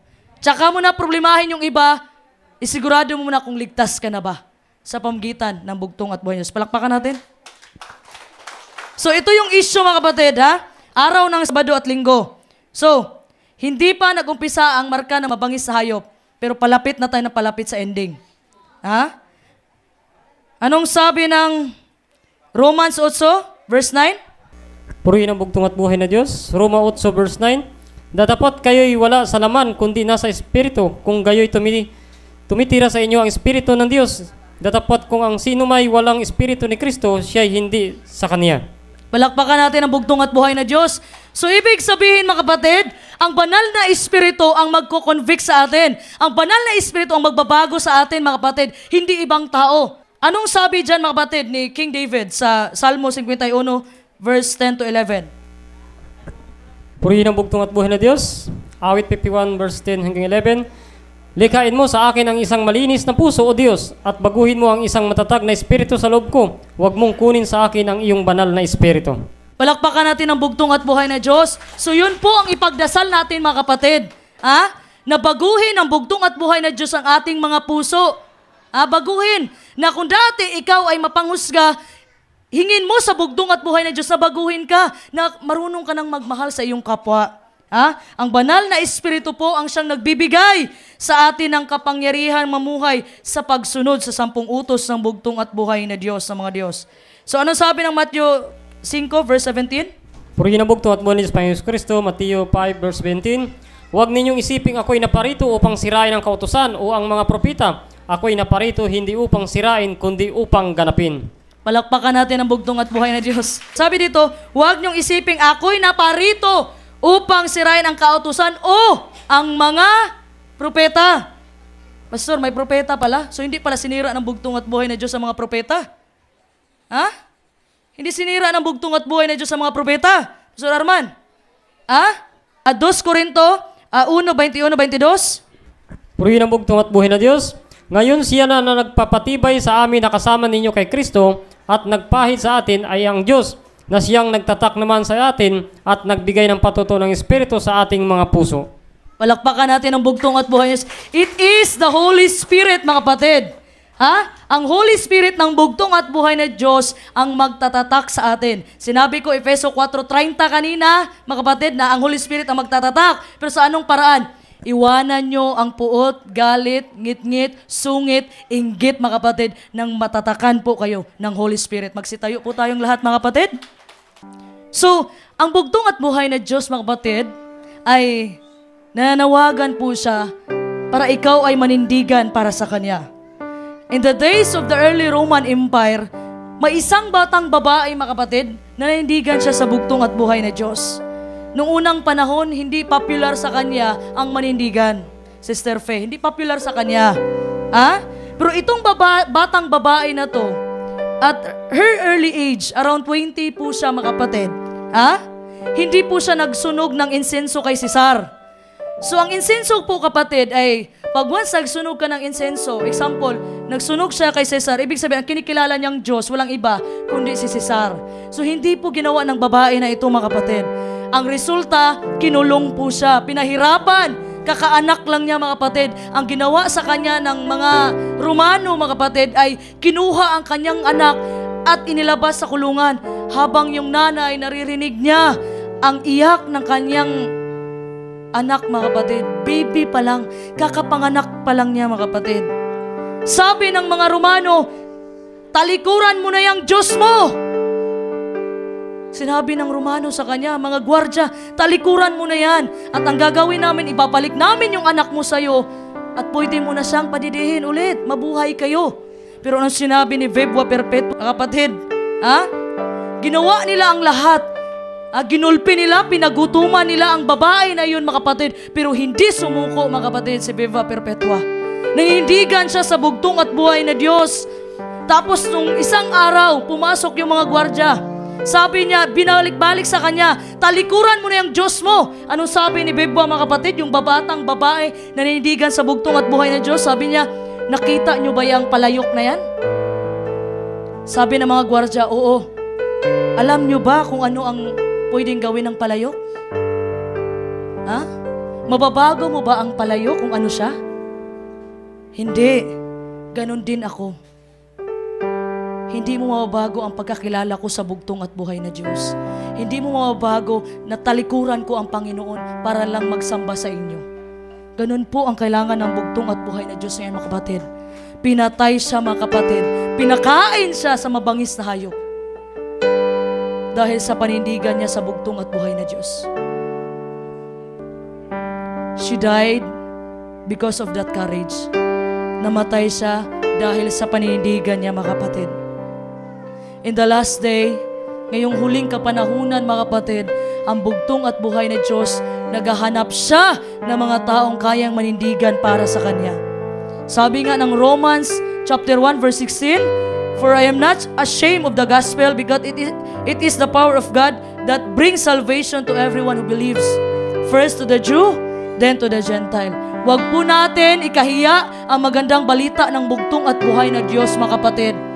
I-share po natin ang mga mensahe ng ating mahal at kagalang-galang na Pastor Lahi.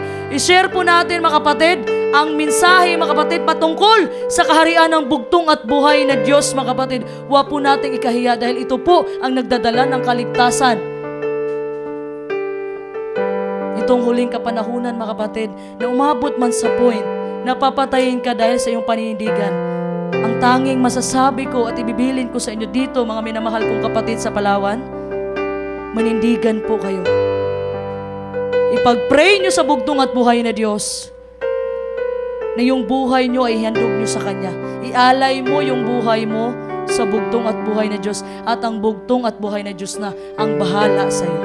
Lakpakan natin ang bugtong at buhay na Diyos at pakantahan natin kay Sister Steph ang Napag-isipan Mo Na Ba?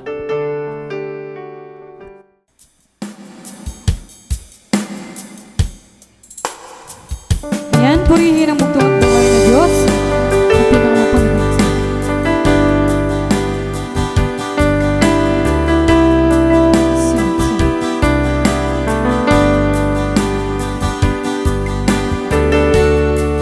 Sabayan niyo po ko.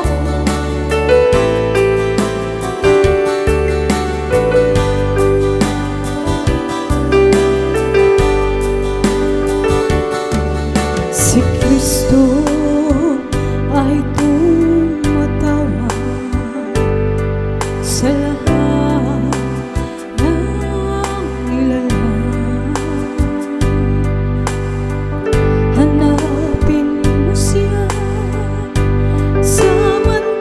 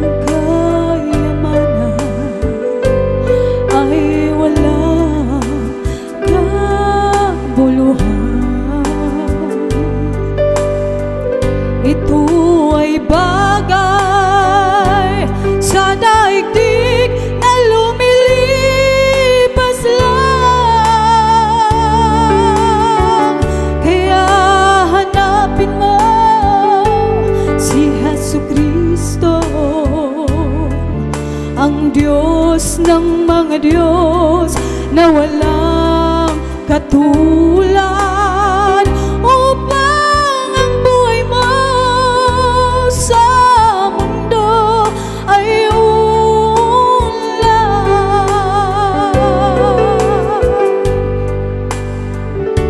Napag-isipan mo na ba ang halaga kapag kaluluwa mo ay mawala? Kahit ubusin mo pa ang kayamanan dito sa daigdig,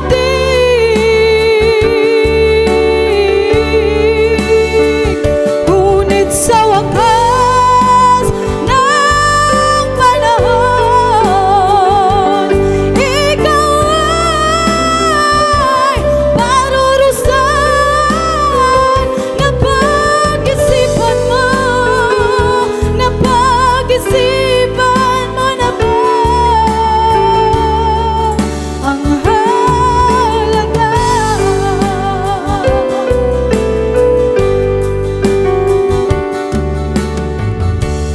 Pagkat dito sa sanlibutan, pinagmamalaki ay karunungan kay Jesucristo. Lahat ng yan walang kabuluhan. Pag-ibig mo na maligtas, tanggapin mo na si Jesucristo, pagkat siya lamang ang pag-asa sa mundo.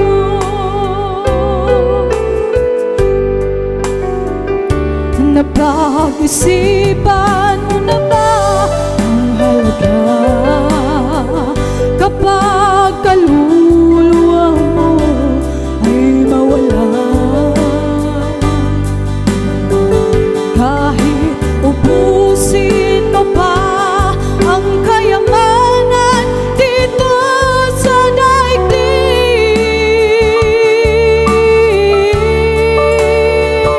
ngunit sa wakas ng panahon,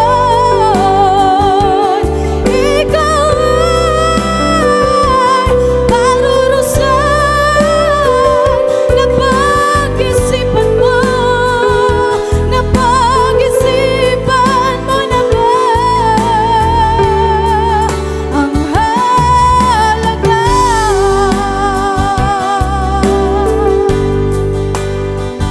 Napag-isipan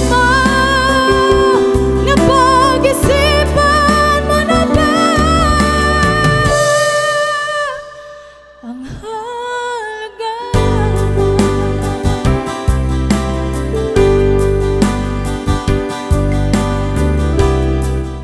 Palakpakan po natin ang bugtong at buhay na Diyos, mga Diyos. Panginoon Kristo ang pinakamakapangyarihan sa lahat. Pag-isipan niyo po, mga kapatid, ang bawat desisyon na inyong gagawin, dapat, mga kapatid, ay magpailalim sa bugtong at buhay na Diyos. Sa panahon, mga kapatid, napipilitin na kayo, isipin niyo palagi, mga kapatid, ang kaluluwa mo, mga kapatid, pagdating ng bugtong at buhay na Diyos. Di baling maghirap tayo, pero sigurado tayo na makakasama natin ang bugtong at buhay na Diyos sa mga Diyos. Palakpakan po natin. Tayo po'y nagpapasalamat sa bugtong at buhay na Diyos sa kanyang pinadalami na mensahe dito sa inyong maliit na lingkod. At maraming salamat sa inyong lahat. Ang lahat ng kapurihan, ang lahat ng karangalan ay binabalik po natin yan sa bugtong at buhay na Diyos. Happy Sabat po sa ating lahat. Lahat ng kapurihan at karangalan ay para sa nag-iisang bugtong at buhay na Diyos ng mga Diyos, Panginoong Hesukristo, Yeshua Yahweh, na pinakamakapangyarihan sa lahat. Shalom Aleichem.